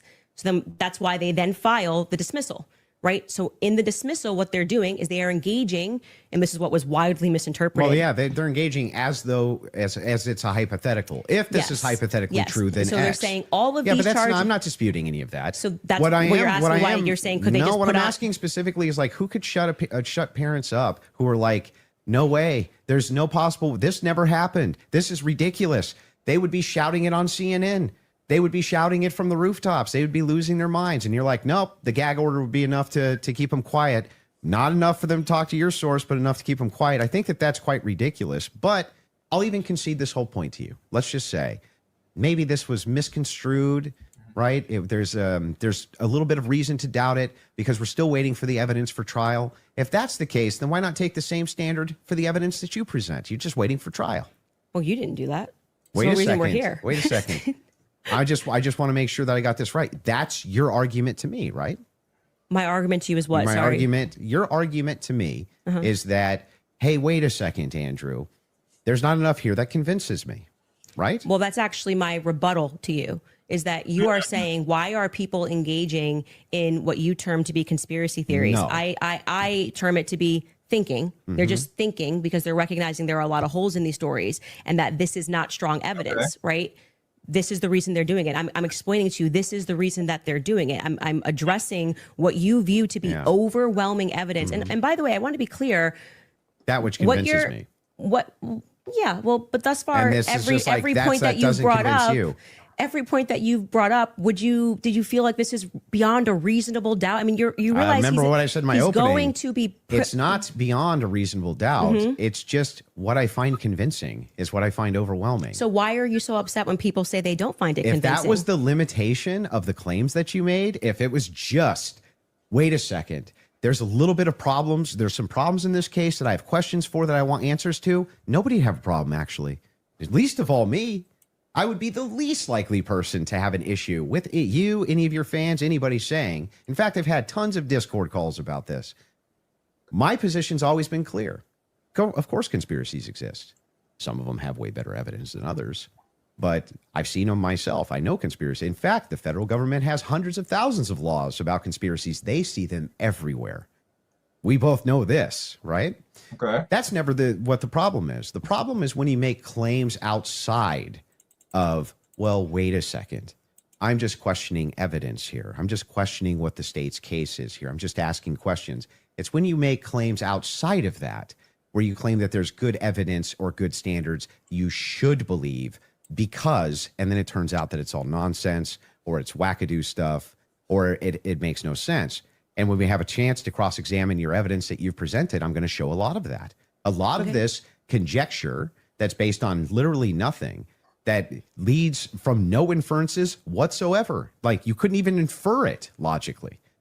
That's the problem. The problem has never been whether or not you just said, there's not enough in this case so far until we get to the trial. I remain unconvinced. I'm sure there's tons of people who remain unconvinced yet until we get to the trial. I think that's fine. I think it's fine. There's people who are convinced too.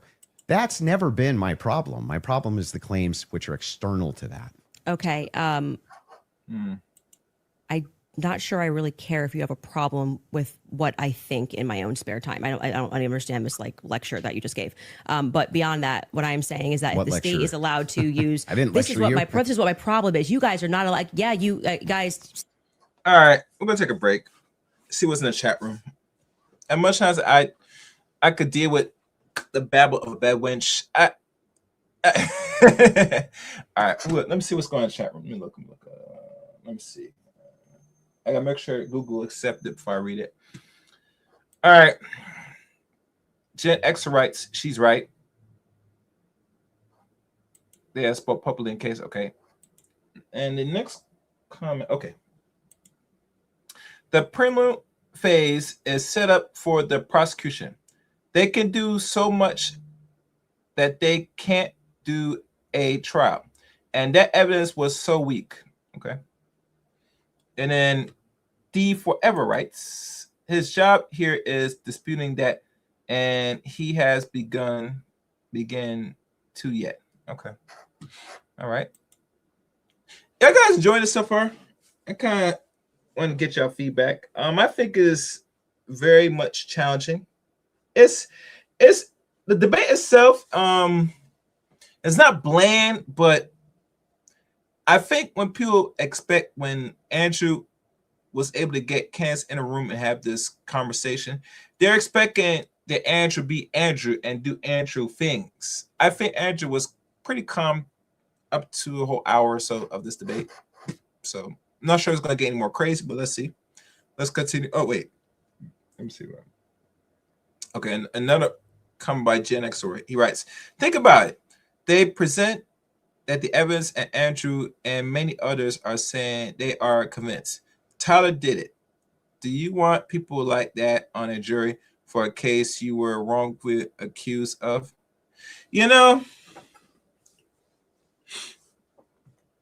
Personally, I think when things like this happen, if it was me, I'd rather have a jury that will be neutral to wait until there's enough actual evidence before they come to a complete verdict. Personally, and here's the thing, Gen Xers, since you write that, and it's good for you to write that. Think about this. Did y'all know with the last case that one boy, I think his name was Caden Anthony, when they convicted him? In my opinion, I think, no, that's a bad example. Let me think of another example.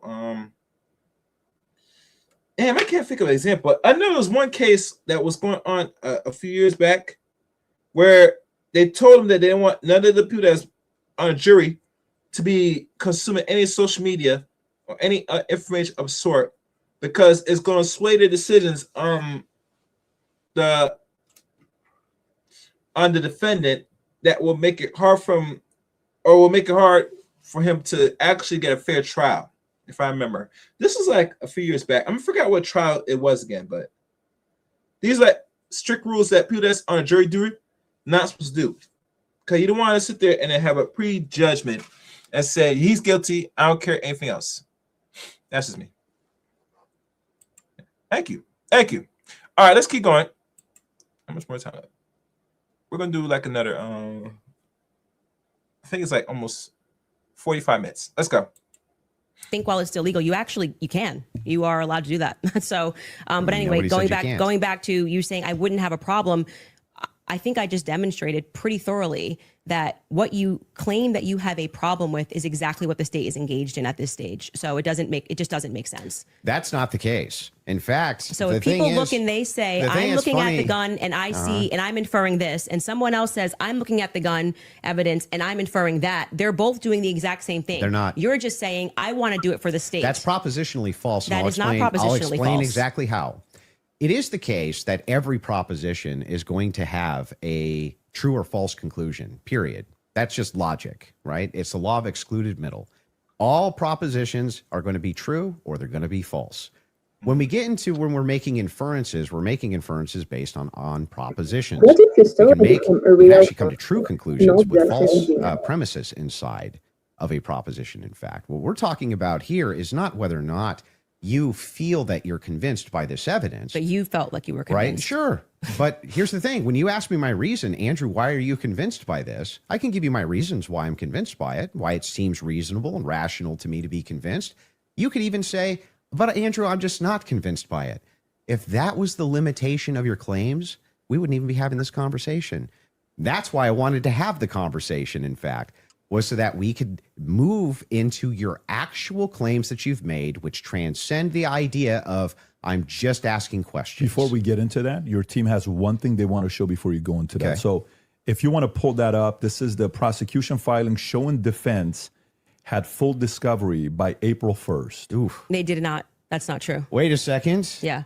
To date, the state's prosecutors have disclosed all evidence that is presently and reasonably available to them as required under Rule 16 Utah R Criminal, to be more precise, as of April 1st. Yeah, that was not 100%. That's why they're caging that by saying what's reasonable. There was an entire, and we can pull this up. Like, we should now play the Kathy Nestor clip because that's from there. So, and they were basically saying you don't need it at this stage, meaning it's not reasonable that you're asking for this when we're going into a hearing that's just going to be based on hearsay and stuff, things of that nature. But of course, by the time a trial comes, you're going to get all the Where discovery it's just show documents. cause. Yes. Yeah. So that's what they're saying. Yeah, there. I understand. Okay, so that's and I'm even fine with yeah, it. that we all know. And then, by the way, just now that the hearing is over, and you can also fact check this, they now at the end of the preliminary hearing dropped like an insane amount of the discovery stuff they gave to them like the week after. You guys can give me the exact amount. I don't want to say because I don't know my I don't remember how much it was. It was an absurd amount of stuff that they gave to them right after the preliminary hearing that they had been asking for. Because that was one of the things that I kept saying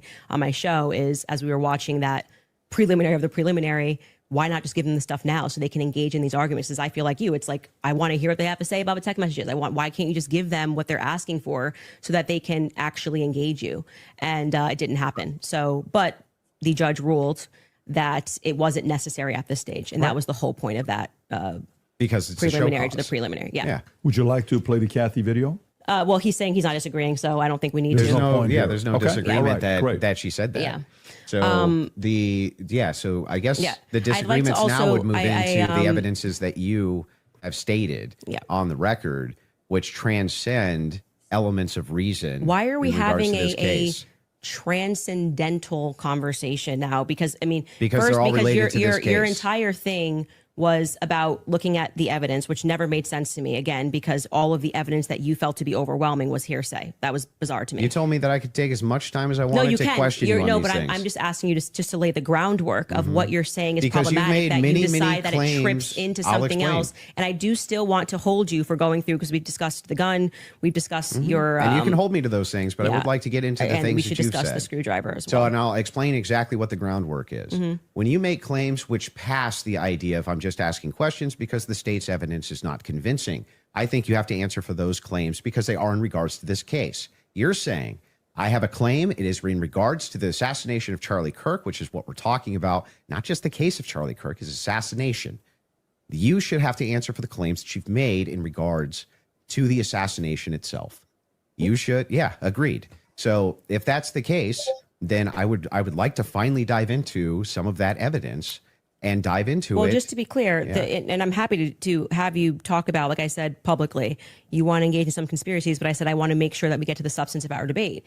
The substance of our This is debate this is the major is me substance. demonstrating that all of the quote unquote evidence that you feel that you have, which demonstrates that Tyler Robinson shot Charlie Kirk. You don't find convincing. I get it. It's been invalidated by the testimony that we saw, and in your answer for when I Well, you haven't explained to you that he had invalidated the it. most degraded prints was I don't know. Okay, well there lies my ability to process that. It's just fine for you Okay. to not be convinced up to this point. All of your viewers, everybody watching, nobody's just gonna- you're conceding Nobody's on giving a that. dispute that if all your claims ever were just up to now, the evidence that the state's given, I'm just kind of not convinced.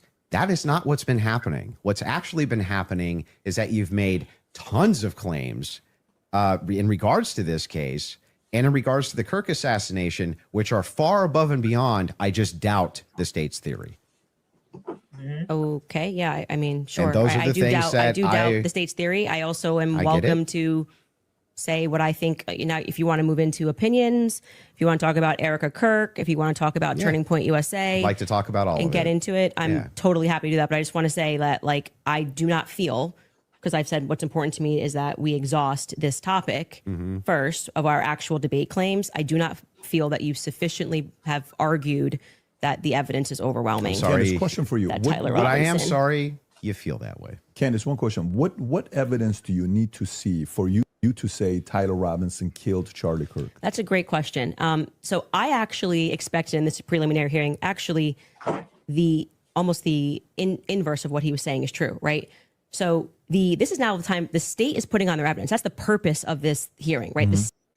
All right, I'm gonna do a pause. We're gonna pause. Read the chat room. If you guys like the stream or you want to support, you can support the channel by the Cash App or Super Chat. Is you feel any value in this, I want to knock you. I'm just scrolling up a little bit. Oh, damn it.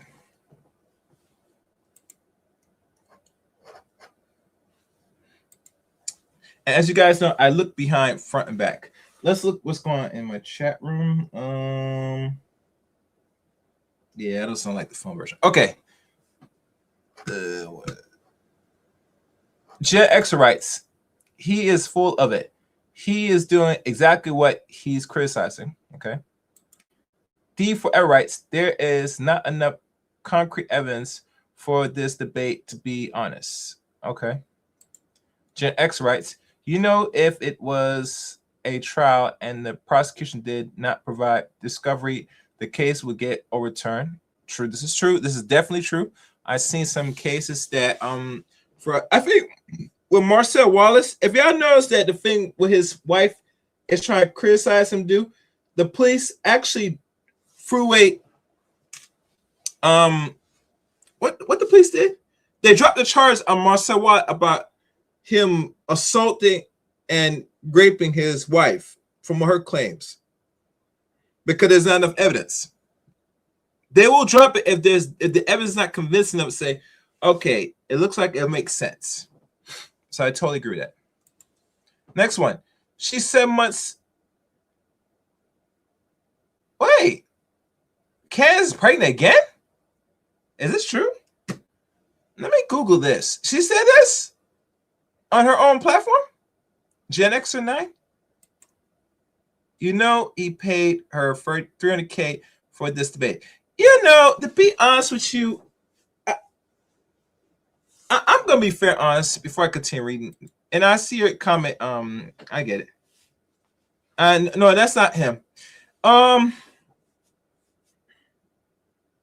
It's weird thing that I noticed. Candace Owens, like many women, and I don't labor and think that she's an intellect for those that will misconstrue what I'm about to say here. I look at her like any other content creator. She's here to get a quick buzz, a quick clickbait at best, And hell, most men and women in our communities look at Candace, especially men, we look at her as a bed witch.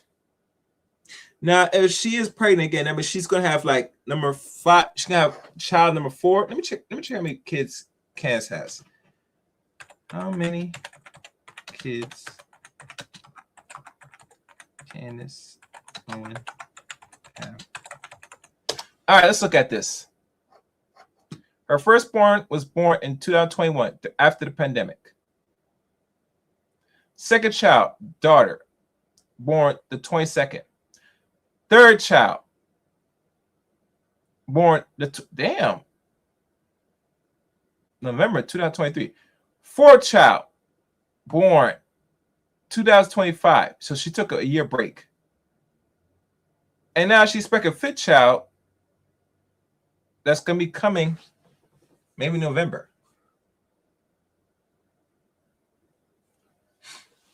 She's popping baby after baby after baby after baby. She is a breeding machine for her zaddy. Oh, ooh, ooh. She just stays getting pregnant. Ain't that something? Let's play this.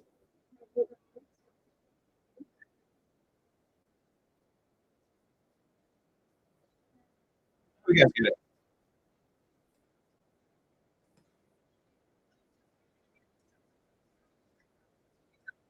You got. Mm-hmm.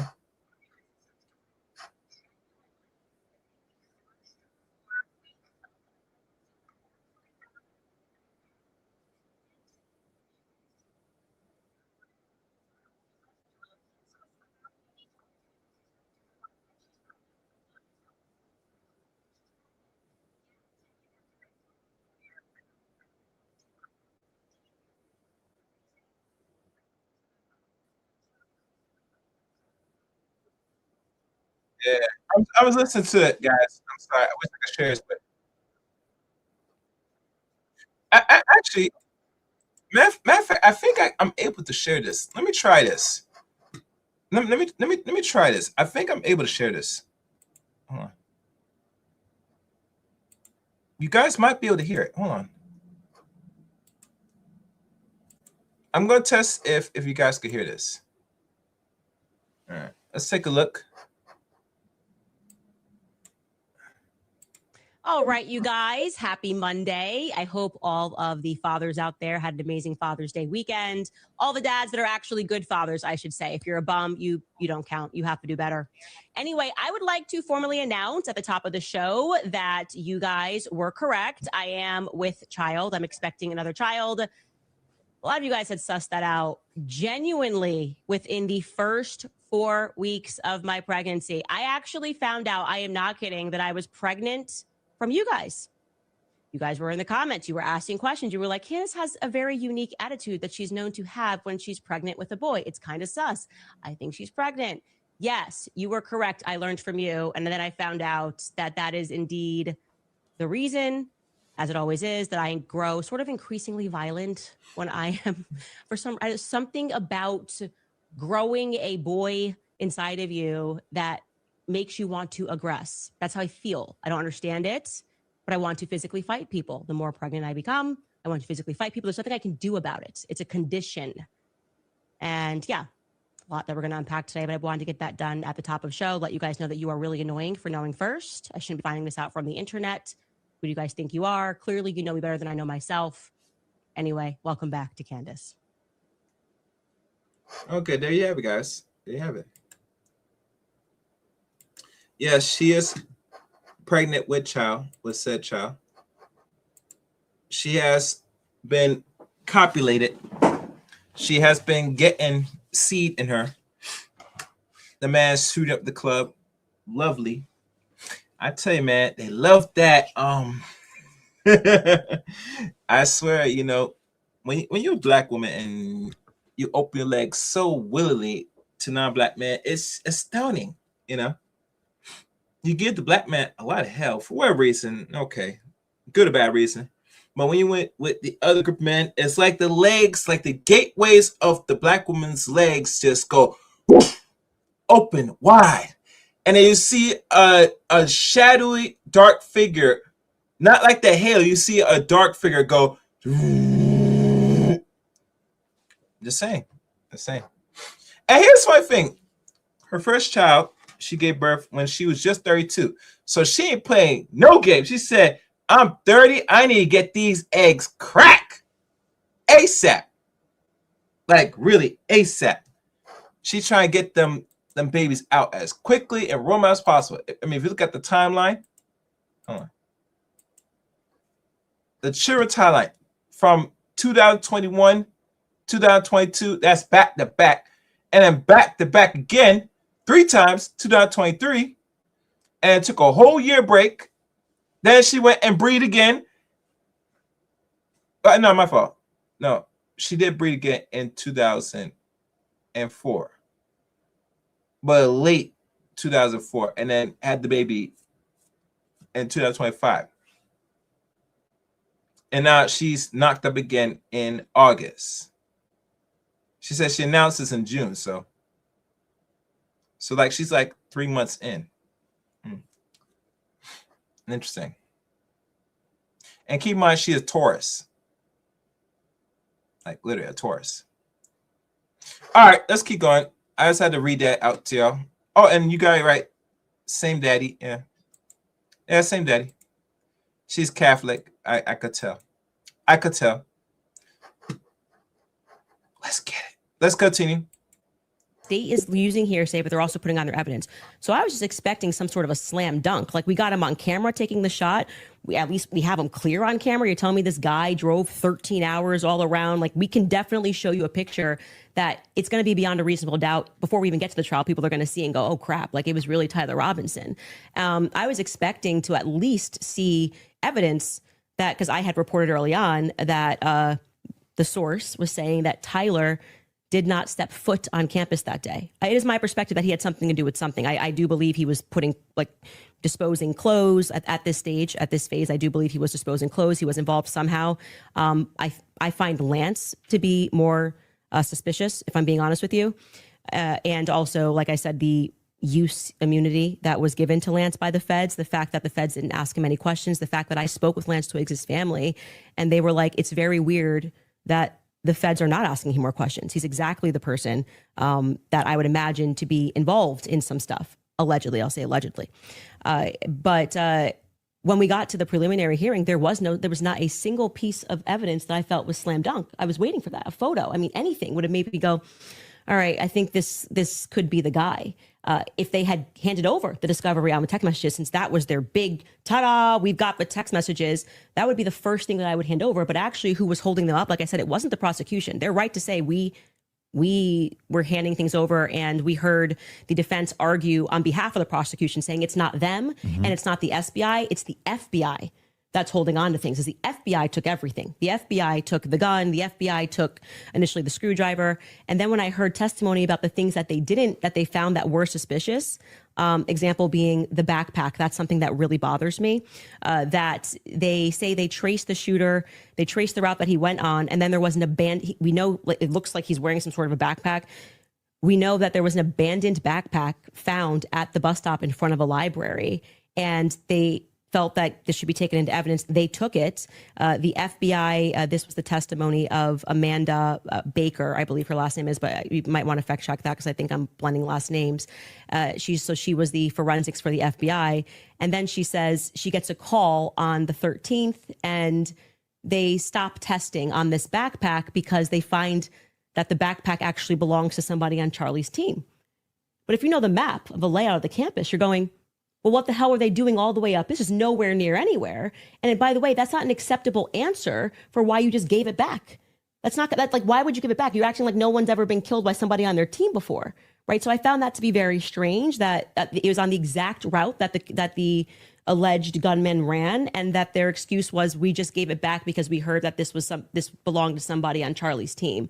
So that to me is, this is why the investigation itself feels underwhelming. When you learn, and this is completely crazy to me, that some of the artifacts that Charlie was wearing were immediately returned to Erica. That's absurd. That is absurd. Everything should be in evidence. When you learn that the car that they carried Charlie in to go to the hospital, they had immediately towed, cleaned, and back up for resale, that's absurd. That should be sitting in evidence. And any police officer that you speak to will say, or a person that's been involved in a crime will say, I didn't get my stuff back for years. That had nothing to do with anything. It was just around. And they kept it into evidence until the trial was over and it has to be approved. I think somebody said by the attorney general has to sign off on giving you those objects back. And we were told this is all fine. And we see, this is just one example, Erica holding the crucifix. That should be in evidence. Irrespective of if you feel bad for her and think she should have. Another good part of the debate Candace Owens has a real problem with, like I said earlier in the stream, Erica Kirtland, in regards, you know, the death of her husband. And I didn't like that personally, but well, let me read y'all comments because y'all guys write stuff. Lance looked like the guy in the stairwell, not Tyler. Another channel dug into Lance's background that the dude is a psycho. He is a more likely. Okay. All right, let's go. have it and it's sweet. That should be in evidence. Immediately paving over the crime scene. This is like the craziest thing ever. This is like defies common sense. You immediately, and when you heard the guy who did it actually go up on a podcast and explain, I got the call. They said it was a paver emergency. I've never in my entire career heard of a paver emergency. They had already had someone come up and dig up the dirt. So by the time he got there on Sunday, the dirt had already been dug up for him to lay down pavers. That is what people are looking at and going, this is weird. There needs to be answers for why this was done. And he tells us the call came from the feds and the governor's office.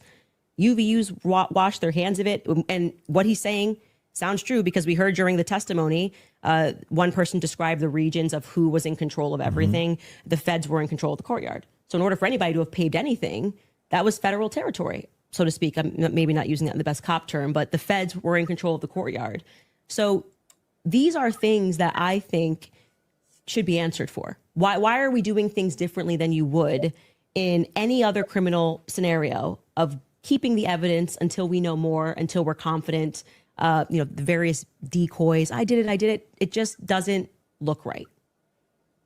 Okay, so go back to the question. So what would you need to see for you to say? Something, if they had, I was expecting, here we have him, he took the shot, here it is. And then I'd be like, great, a clear image of him on the staircase where I'm like, that's definitively Tyler Robinson and he was on campus. We got nothing. All right, we are going to stop here. We're going to have to stop here, guys. I mean, I think going this long is good enough to end here. And read your last comments, and I'm going to say some closing for now. And Andrew can't battle that he's wasting our time. Yeah. And then next comment, Erica is a weirdo. As soon as the act happened, TPS did a full shift to support. Ooh. Ooh. Ooh. Ooh.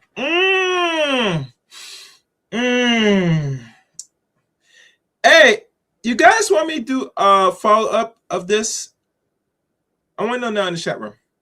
Part 2. Because I think there's more to this. In my opinion. I'm waiting for y'all to respond.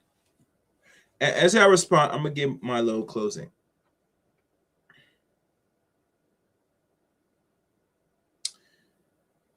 This debate, so far, so good. It sounds on point. The holes and the problems with this overall debate Andrew had with Candace is that Candace, and I'm not sure where her background is. I know she's a journalist. I think she might be a journalist. Let me see where her background is. Let me check what Candace's background.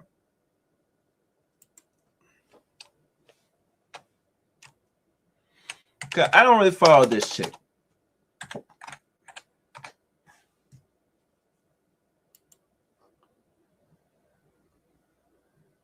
She is a conservative political commentary, author and media person known for her outspoken social and political views. Okay. She born in New York, so. Permanent in Stamford, Connecticut, largely by her grandfather from the farm parents separated. Okay. High school incident, yeah. Higher education, attended the University of Rhode Island, yeah. Okay. She studied journalism leads during. Oh, she didn't finish her degree as journalist. How ironic. And I'm not sure what year that was.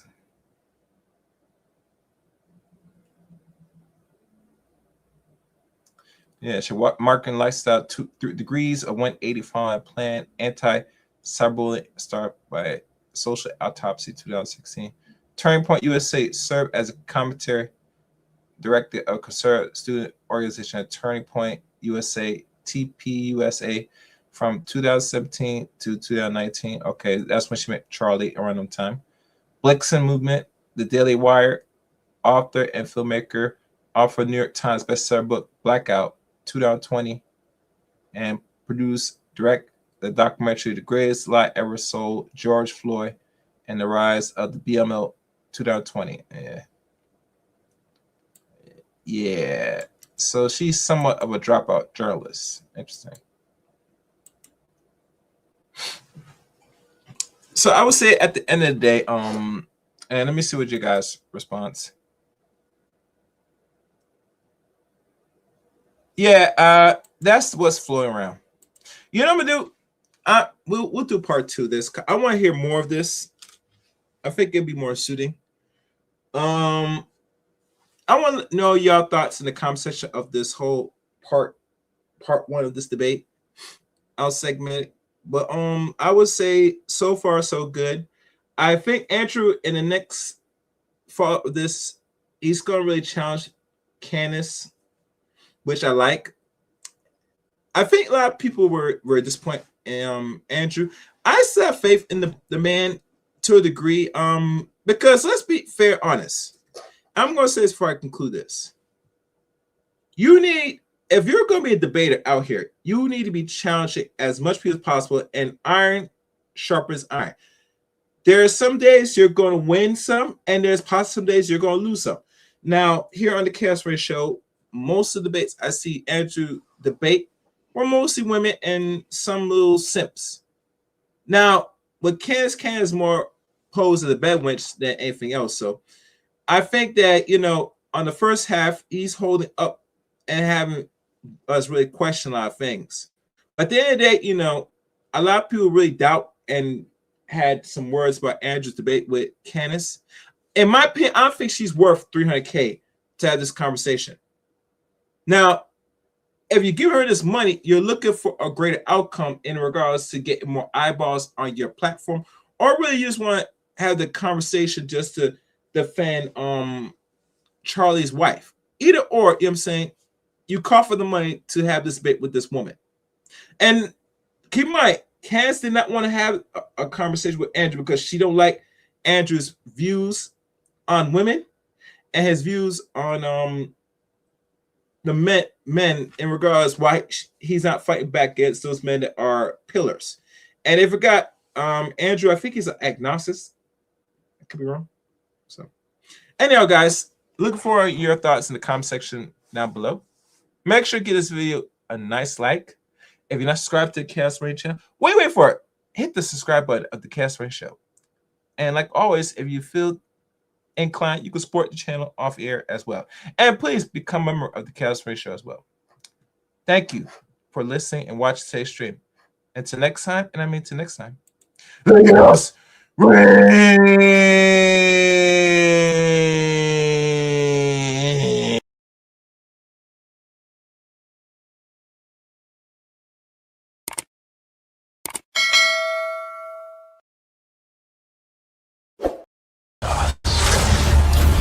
They like the chaos. They like the chaos. So when you're able to The chaos. let that chaos reign with, The chaos. let that chaos reign with, The chaos. let that chaos reign with, Must reign.